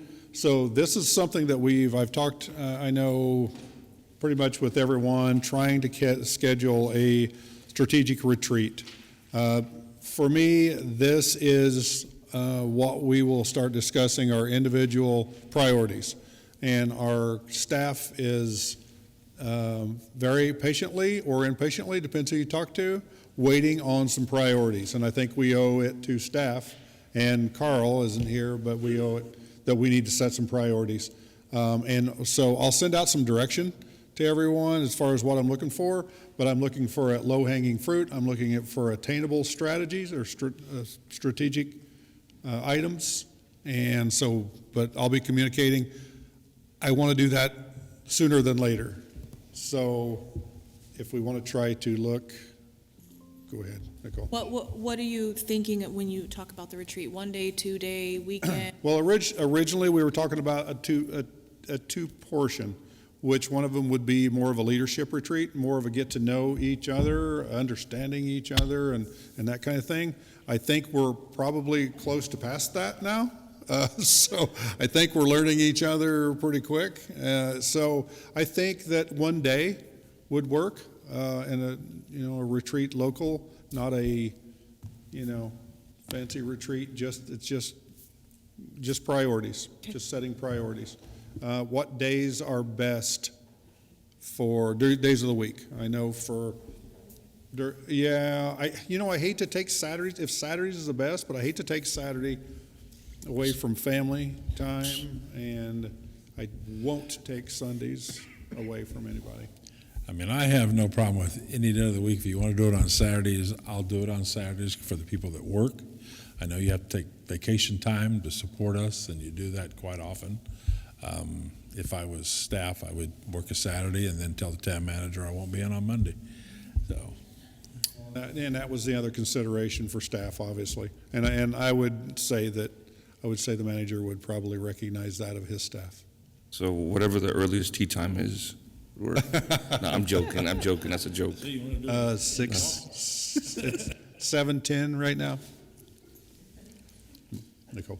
I would say if we could do it on a Saturday, give them an extra day off whenever they would choose or whatever works for their department, and then possibly maybe make it where we don't have a meeting that week, so it's not hindering anything for staff, directors, or the clerk's office. Okay, all right. So I will work with Lisa then and our town manager to come up with a date. I'll throw some dates out there. We'll throw 2 or 3 dates out there that y'all, and see. Okay. We will work on that diligently. Other than that, the only thing we have left then is item 5, call to council. We can skip call to council if everybody's ready, or if we want to go around and do call to council. Okay, go ahead. Let's just pop up who's got something. The only thing I had tonight for call to council is the CART transportation system has a survey online, and it is either going to begin picking up in the Merrill Ranch area, I believe it was. It's not the easiest thing to get through. Once you click the survey, it's a few pages. It's kind of a little bit confusing, but it either can go to the Florence Gardens area or the Merrill Ranch area. And I think with all the transportation issues that we're talking about, input is definitely needed. So I would just say to our citizens and residents and council, if you guys could get on there and give your input. They're asking for it, and now's the time. So, Okay, very good. Yes, ma'am. It's not real small, but first and foremost, I wanted to say this weekend was awesome. For us to be there at the opening at Heritage Park for our new playground was phenomenal. And Paul's not here, but I just wanted to say that I really enjoyed it. And I enjoyed seeing all of us. I knew you had something else that you had to do that was committed, but I really enjoyed that. Yes, and they enjoyed it. So that's all I wanted to say. All right. Thanks, Sherry. Anybody else have anything? All right, with that, we have, the only thing I've got also is a park dedication, and then Monday night's meeting will be on Tuesday. So Tuesday night, correct? Yep, holiday on Martin Luther King Day on Monday. So with that, I would entertain a motion to adjourn. Motion? Second. A second? Second. All in third, favor? fourth. Aye. All opposed?